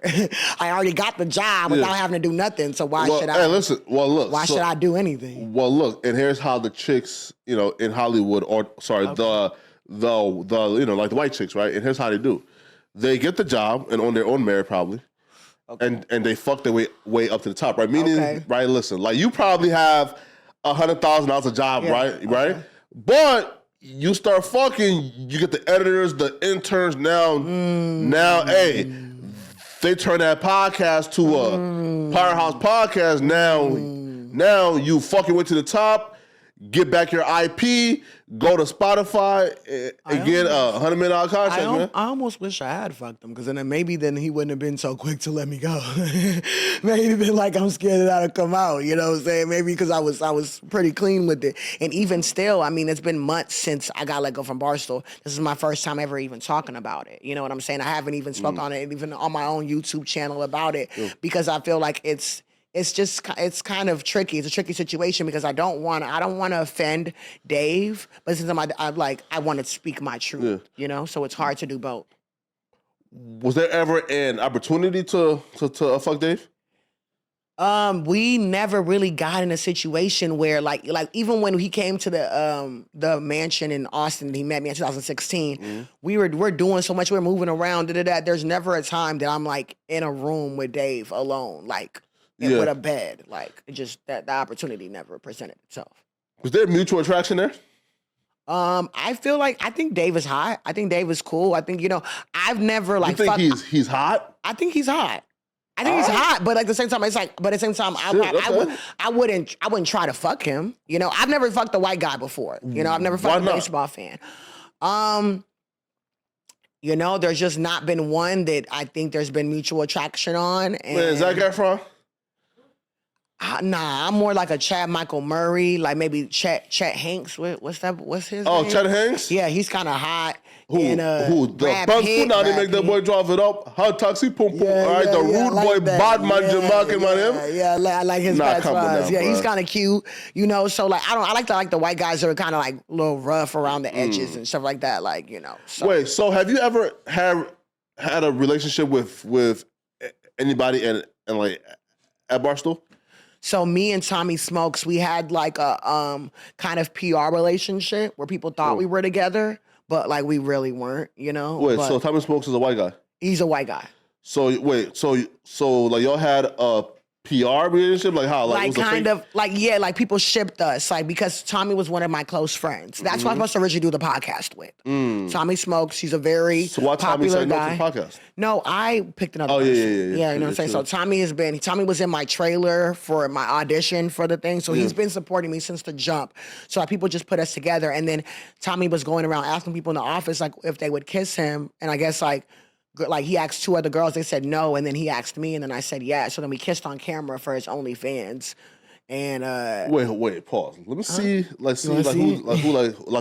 who this guy is. You want to see the kiss? Which one? No, just him. Just him.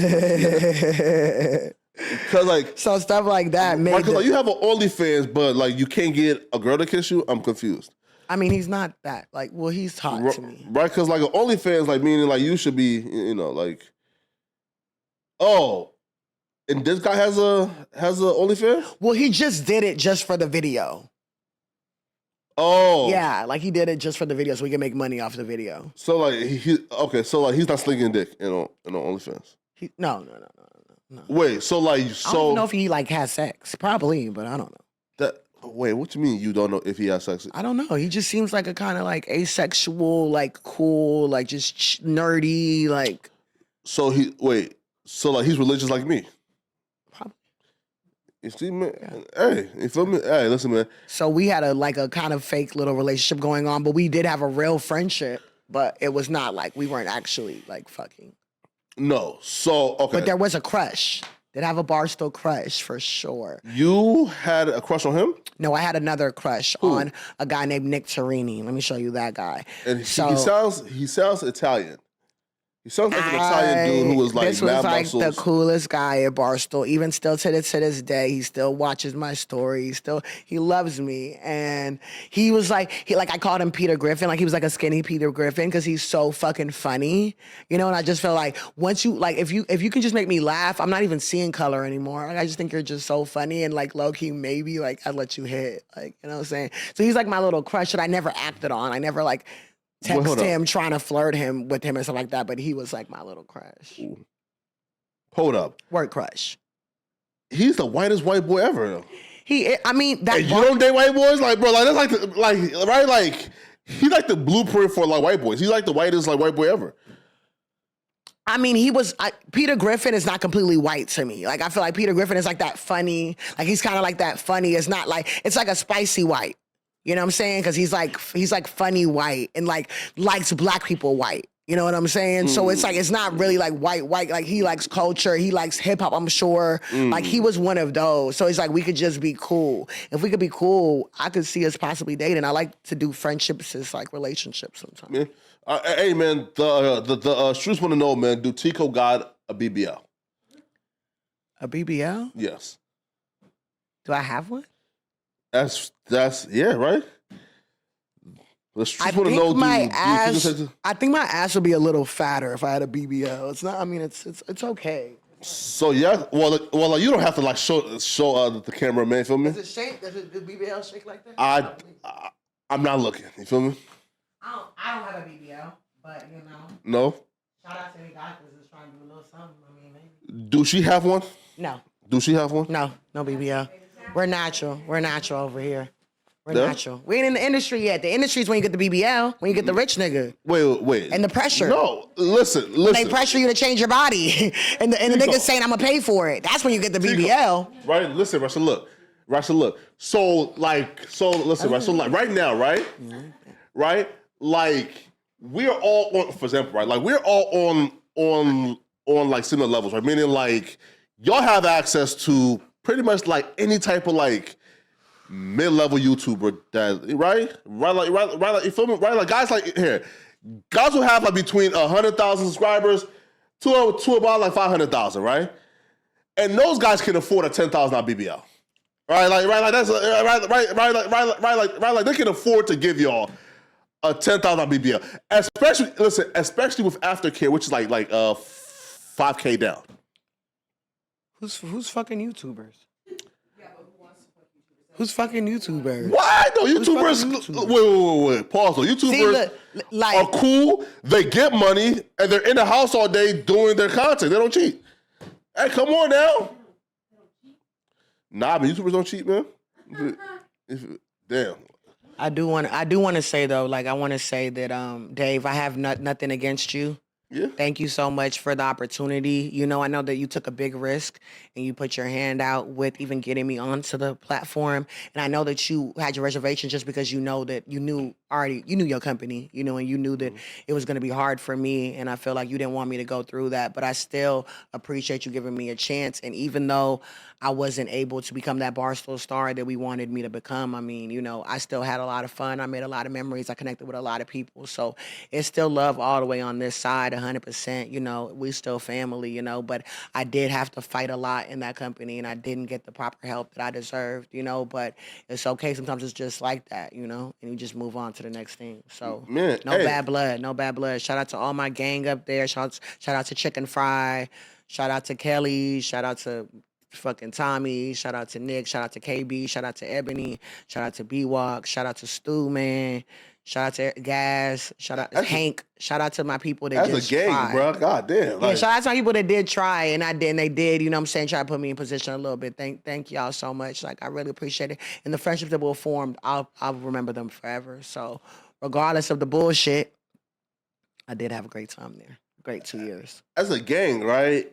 And yeah, shout out to B-Walk, T-Rock, T-Cop. Yeah, you feel me? C-Dot. You feel me? B-Dot, E-Dot. Yeah, God damn, J-Dot, Z-Dot. You feel me? That's my gang. Shout out to Alex Bennett, too. I saw that you got laid off. You know, I'm sorry about that. Sorry that happened to you. Damn. 200 people got laid off. 200 making about 100K each? I don't know how much they was making, these people. But I know that we only had 400 people. Wait. We only had 400 employees, and half of the staff got laid off. So basically, Dave sold the company for $800 million or some shit like that, and he bought it back very cheap, probably through stock and shit like that. Got the company back, and then he just cleaned house and just laid off everybody. You know? Wait, all right. So now, so what's next? Because apparently, dating YouTubers is beneath you. And I wouldn't even say no. So- I'm not gonna say. so I'm, what's I'm next not, for Tiko, I'm man? not saying it's beneath me. I'm not saying Yeah. like shout out to the YouTubers. Like I like I actually applaud you. I wish I could. You know what I'm saying? Maybe I should date one so I can figure out how to get my YouTube popping. That ain't even probably a bad idea. Hey, but, come on now. Shout out to everybody getting their bread. I'd love to collaborate. But what's next for me is right now I'm looking into like radio hosting gigs. Oh, okay. I'm still doing my music. I just shot a music video yesterday to my song "Fuck With You." You can find my music on Apple Music or Spotify or anything streaming services. What's next is just taking the power back into my own hand. I think this is great that I am leaving or left Barstool because it gets me to focus completely on me. When I was at Barstool, I was only focused on Barstool. You know, it was eating my mind. I couldn't really think about much else because that's what was paying the bills. You know, so I now have the space, just like Dave said, to become the star that I really am. You know, because I don't know if it was a Barstool star. So right now I'm just doing my music. I'm working on radio gigs. We coming out with vlogs. Check out Tiko Texas TV on YouTube. We coming out with shit. We keeping the ball rolling. You know, I'm up here in no jumper. Y'all see me on the news probably. You know, I mean, my people, I've met a lot of good people, some through Barstool, some already had connections with, but I've met a lot of good people that I feel like I'm always going to be on my feet. And the Barstool give you a severance package? So no, and that was like, so I was upset with that, and that's when, when the New York Post did hit me up and wanted to have a conversation with me and pay me about my story at Barstool. A little bit of me, like, I almost wanted to take it because I was like, damn, they didn't even give me no severance. Just dropped me off in the ocean and didn't really care. Gave me no severance package, gave me nothing. Just kicked me out the door. You know what I'm saying? But shit, I got money for a long time from there. You know, I got a good check every month. You know what I'm saying? So, But you hey. okay? But while I'm paying rent in New York, Oh my gosh, $3K, off $100K a year, like which is largely taxed because Listen, I did it in New York. I was stupid. I didn't do Texas. I did New York, so that was largely taxed. Listen, right here, right. So look, like the check is good. Yeah. But even like me, like for example, like I don't think that I personally can survive in LA. Yeah. Paying rent. Yeah. Off $100K a year. You Yeah. feel me? With tax, exactly. Right, like right, like so. Right, so yes, the paper was good. Yeah. But that don't really like. It's not okay. It wasn't okay. You know, right? Like it's not okay. You still need a severance package. Yeah. You feel me? No, for real, it wasn't okay. And I did ask about it. Yeah. And got ignored, and that really pissed me off. But when I really, because they tried to set up the date, they tried to do it, and I was like, you know what? I'm just canceling it all out because I was like, you know what? I don't feel no way. Like they're gonna try to paint Dave as a racist, right? Because he fired the first black girl within didn't give her a chance. So I just don't want them to run with a narrative that ain't my narrative. I want to be able to speak my truth. I don't want an edited, little version of whatever the fuck I'm saying. So I just wanted to be able to speak my truth. So that's why I ended up turning it down. No, I don't think Dave is a racist. I think Dave is just harsh on everybody equally, right? Dave's not racist, I think I don't know about his friends. I don't know about his circle. I don't know much about that. But I can personally, I know that Dave's not racist. You know what I'm saying? I told you already the relationship that Jewish and black people have. Yeah, and we like disagree strongly on the black and and their relationship. Feel me? But hey, listen, man, this was a great interview. We had cameos from Lola Bunny. Shout out to Lola. You want to come over here? Well, hold up though. That's what's my cousin's name, but she got arrested. She got arrested. Yes. Remember the girl I told you about? Kula Palima? Yeah, you feel me? Kula So she got arrested because she did some terrible things to her kids. And she got arrested for murder. Oh wow, Kula. Yeah, Kula. Really? Yes, How's yes. it spelled? Kulah.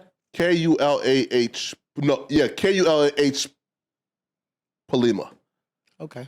And your name is spelled what? Kula. Yo, bruh.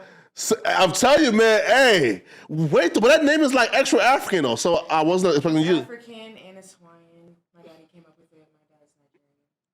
Oh, that's where it came from. Got you. So he's Nigerian, and then your mom is Hawaiian. No, my mom is white. White. Yeah, I'm just saying that name is both Hawaiian and. and the Nigerian man came to the like states to like start having sex. His family originated from there. He was already had been born in. It's in Minnesota. I mean, yeah, come on, bro. Hey, Like, listen. he ain't had that much of a pick. Probably. Hey, listen. We're the country people. Come like, on, that's how what he's gonna do. Wait though, listen. I'm from Fargo, Moorhead, so that's like Minnesota is Moorhead. Fargo is like North Dakota. Yeah. Hey, listen, man. We have the Midwest connection, right? Right? Listen, I feel the vibes, man. You feel me? So you moved to LA? Why? Why else did anybody move start, to LA? Yeah. It's Go been follow. a dream of mine since middle school, and I just made it happen. The minute I turned 18, I flew and I left. Yo, fam, listen, guys, listen. Only girls can do this, right? Like, Move to a new city? no, at 18 years old, say I'm finna pack up and move to the most expensive city in the world. Like, New York only is more girls can do expensive. that, bro. It wasn't easy. Man, Only girls can go after their dreams? man, come on, bro. Nigga, It's listen. hard being a guy. Y'all can't even go after y'all dreams. There's no 18-year-old guy who's turning 18, barely got a skill set to where they can earn a decent living, right? You save up. She didn't go and stay at some nigga house. She got a No. crib. You know what I'm saying? Like, What? so because I feel like that's what you're saying. I feel like only girls can do that because you're saying like we can live off of men, but that's not even the situation. You know what I'm saying? We come out I'm here sure she had with listen, all our savings. We save up. We come in here with all our she was savings and try 18, to make it happen. right? Listen. I'm sure she had her I was brave. let me stop it, Fuck bro. it. I know you had your own place, but like, be real, bro. Like, who was paying the bills? I had a roommate at first, but we were splitting it. I started dancing right when I came out here. I'm 18, See, fresh. Exactly. Like, you know I'm making Yeah. bread in the strip club. Exactly. See, again, that's why I say, right, is only girls can do that, right? Because a guy who's 18 years old don't even have the means to leave his city to come to the most expensive city in the world. And wait, so dance is what? So you were doing what? I don't want to assume. You were dancing or you were stripping? Stripping. All right, Exotic dancing. listen, I try not to assume, right? Feel me? Right? Because again, there's hip hop dancing, break dancing, belly dancing. You feel me? Yeah. I try not to assume, right? You feel me? Right? Why? Because I can't fight and I ain't trying to get, you feel me? Stole on, right? You feel me? Wait though, wait. So while dancing, you were making, and how much a month? Honestly, like almost 4K. Like, Okay, that's decent. yeah. Like in the beginning, it was really good because I think That I comes was with a so lot of young. stress. Yeah. Though. That comes with There's a lot of stress. of weird.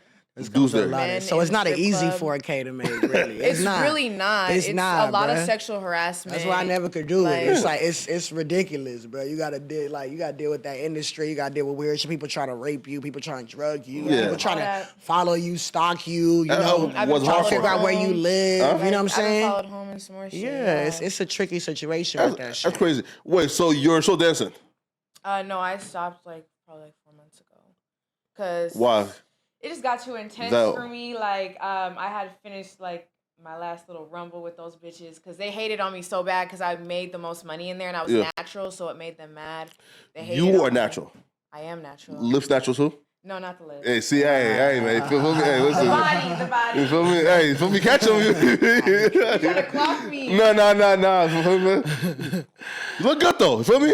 Wait, all right. So like you stopped. Okay, so where was you at your peak? 10K a month, 15, 20K? It was always around like 4 or 5K. 5. Like sometimes 1 month it'd be really good because there was like New Year's or something. You get like hella. Wait. Girls be capping with a much amount of money that they be making. Wait. Are you telling me, right, that for 4 or 5K a month, that I can go and tell a chick, hey, listen, don't strip, just be my personal stripper.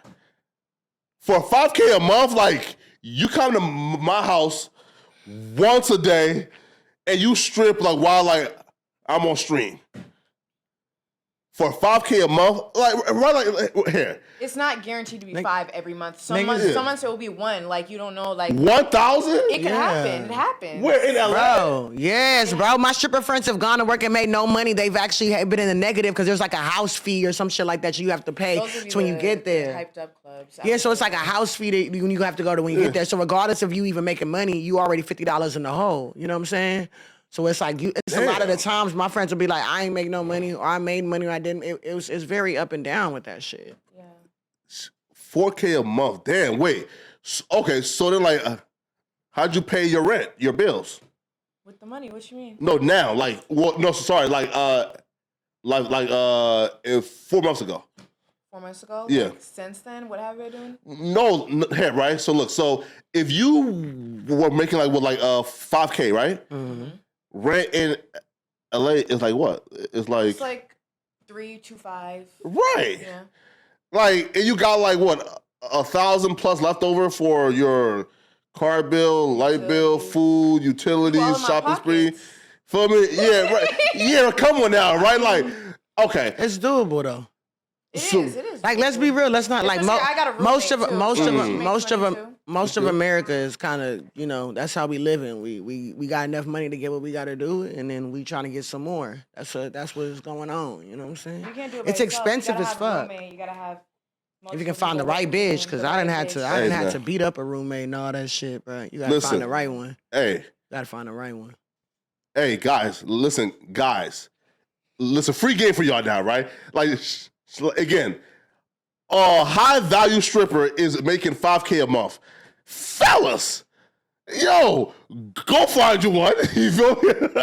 What, just pay her? Yo, what the? I feel like that's what already rappers do. But You can find the baddest bitch but they for not 5K even. a month? But let's be real. What rappers do when they have girls come and dance for them, but they getting $5K in that day. Bitches love being independent. What you mean? The rappers is throwing yeah. 10K, 20K down on bitches. Like, so they getting $5K in one day, and then you know how rappers are. You know how y'all niggas are. Y'all don't like consistency. Y'all like new pussy, new bitches. New trick, yeah. So then y'all, okay, that 5K next bitch. So it's like that right. monthly thing sound good, but niggas ain't consistent enough for that shit. Yeah, that's true, right? You feel me? Right? Because after like the first month or two, like, I done seen After the same chick, you feel me, shake ass After like, the you first feel day. me? After the first day. Nah, not a day, right? Yeah, y'all be ready for a new bitch. Unless it's the right man. Wait, all right. So like OnlyFans, Right there. right? Listen. I'm not the right man, right? Right, listen, right? Because me pretty much You is mentioned like, you had a girl though. yeah, you feel He don't me? got Yeah. a girl. He's trolling. No. Yeah. No, wait. It's a troll. No, We right? gonna believe it when we see it. Have you seen it? Yes. Have you met his girl? What's his name? Him, no, right? Okay, But listen, exactly. right? No one has met her here, right? Well, Exactly. no, right? So look, right? Exactly. Yeah. No, right? But that's your girl. You work here. Come on, man. Yeah, well, no, like she's in, right? But what they did though, right?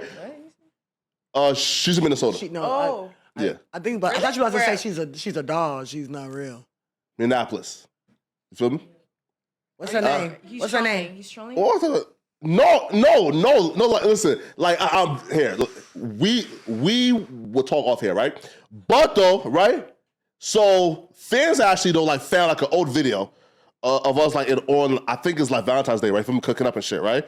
And these motherfuckers like they leaked it, but here. So I think this was they leaked it a month and a half ago, right? And that's when we like, like we probably shouldn't even like extend ourselves, right? Why? Because now the trolls is gonna be, you feel me, right? Like you feel me, calling her job, you feel me? How long y'all been dating? Since our sophomore year of college. So this was been like 4 or 5 years now. Okay. You gonna marry her? Sometime. Gonna put a ring on that? Gonna marry her? Are you?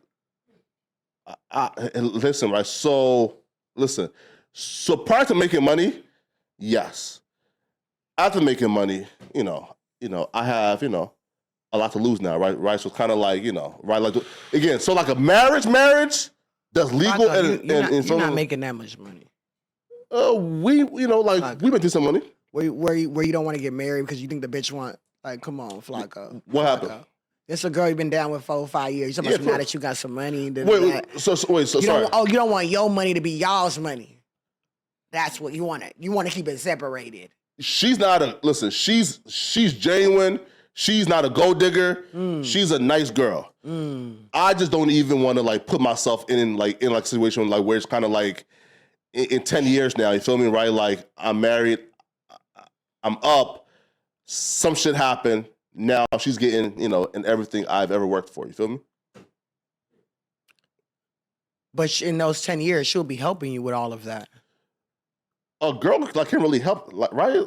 I feel like your partner is your biggest help. Like, You said a girl can't help? I feel like your partner is your biggest help on doing stuff. Like, We help what's shouldn't up? have to help, but I feel like that's just teamwork makes that's the dream what work. that's Like, what it is. If you're in a partnership, then yeah, that's your partner, and they helping you with stuff. They helping you get shit done. That you know what I'm saying. What Mary J. Blige say?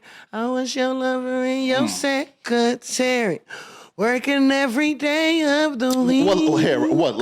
So like she cooks, she cleans, she washes my drawers. All right, cool, right? But like she really like she's Sound like your mama. Yes. Okay. Right? Yeah. But like she's not really like helping me though on grow my infrastructure. You feel me? I guess everything works for something else. Someone that will be close with me, they probably would be in some way a help towards my stuff because I'm spending so much time with them. So I can't like not worry about work while I'm with you when it's like you're around a lot. You know, you're gonna have to do a little something. I'm gonna do something for you too. You know what I'm saying? Yeah. So I feel like if y'all have that dynamic, then what's wrong with her getting a piece of the pie later on? She helped you like get to the level that you're at. Or look, right? So here's something that we've been talking about, right? Where like I get her into content creating, right? Because I know, listen, bro. Because with like my mind, I know how this shit works, right? You feel me, right? Like I've built up like my like an own channel, so like I know I can build up, in her shit, right? So I'm like, hey, listen, bro, right? Like hop on YouTube, like do these like try on hauls, you feel me, and get lit. So maybe if she had like had like her own brand as well, then maybe, feel me, right? Like, I won't feel so bad about, like actually, like being married, man. But, and listen, man, Tiko, man, like last words, man, feel me, man? Like who's Tiko? Listen, like where's she going next? Who's she gonna be dating next? Like, right? Like, what's your plans, Tiko, for radio and shit like that, man? How is Tiko gonna get the like radio gig, man? Like, what's the step-by-step plan? Who I'm dating? I'm trying to get married. So like, to who? Someone established, older. I don't know. My mom is trying to get me married. This Nigerian guy, but I don't really know because he say I'm too American for him. Please, bro. But I'm just, I'm not really even dating right now. I'm trying to like just level up in my career, and where I'm at with it is I'm building my team. You know what I'm saying? I got a little bit of my team members. Shout out to George. It's always behind the camera. Babe, okay. Yeah, shout out to George, always around the camera. Shout out to my girl Kula, who always there for me too. It's getting that team together, and then that's because you can't do shit without a team. You can't do nothing without a team in life. Like you can try your hardest, you can say fuck everybody, you can have that mentality, but What without. role is she playing on your team? She is like the moral support. She's the person that's gonna be there for me. She'll, you know what I'm saying, anything. Like it's not even like an assistant. She knows how to get the money out the niggas. She ain't worried about getting. The thing about it is that, listen, real talk. We ain't worried about getting these money out these niggas. We worried about getting the money out of ourselves. I'm capable of it, but I'm not that type of girl. Of course, personally. No. You can't have those type of girls too close in your circle. You can be cool with them, but they can't really be in the circle. Because the thing about it is, a bitch that's thirsty enough to try to get a nigga for everything he got, she gonna get you too. You can't leave your weed around the hoe. You can't leave a couple $dollars around that hoe. You can't leave your man around that hoe. You know what I'm saying? Right. No, right. That's the thing. No. I gotta trust you if you're gonna be on my No, team. no, right. So look, and I'm referring to this, right? Like you have a meeting with, let's say, Dave, right? Or like some, or some like higher ups, right? For like, yo, we need them to invest $100K in the Tiko 10, right? From company, right? Yeah. You bring her, Yeah. and have her will and deal and like extract every dime You feel me? From Outdoors folks. No, what'd be great is that she'll sit there look cute, and then I got the mouthpiece, so then I just will finesse it, and then she'll sit there look cute. She'll shake some ass, and then have them had they brain a little fucked up. Bring her to shake some ass. And then you feel me? I had they brain a little fucked up, and then we negotiate the best deal. Yeah, definitely. Sex appeal. You don't even need to speak with sex appeal. You just gonna have everybody in the room uncomfortable just off that. You know what I'm saying? Yeah, that's true. Everybody in the room tripping. So that's what's perfect about her. You know what I'm saying? Like I have her here on this couch because I'm all about giving my people some shine. Like I told you, I want to do shit with my family. And obviously I trust this girl. I don't think she's just some clout chaser or some weird shit, or else I would never even have her up here. You know what I'm saying? But and she's Nigerian, so like that's kind of cool. Yeah, you know, and she's a cool girl. She's a good girl, you know, loyal, real. And that's all that I want around me. So that's really what I'm doing. I'm building a team of my people. You know what I'm saying? Shout out to everybody that's helping me out with this shit right now, from everybody really just getting it going. Even shout out to No Jumper for letting me come on the platform. Shout out to Adam for having me. Shout out to Josh for doing it. Shout out to Laura. Shout out my boy Flakko. Shout out everybody that just fucks with me. And we just taking it to the next level. So I'm just trying to get better with social media, better with content putting out. You know, I'm learning how to edit my videos now. You know what I'm saying? So I can bring it out a little faster. So we just on this ball, and it just ain't gonna stop. So shout out, look out for new music. Look out for new acting roles. Look out for, you know, the radio job. Look out for, you know, maybe a collaboration with even No Jumper. Just keep tuned in to Tiko Texas on all social media platforms. Look me up on all streaming platforms if you feel like check out my music.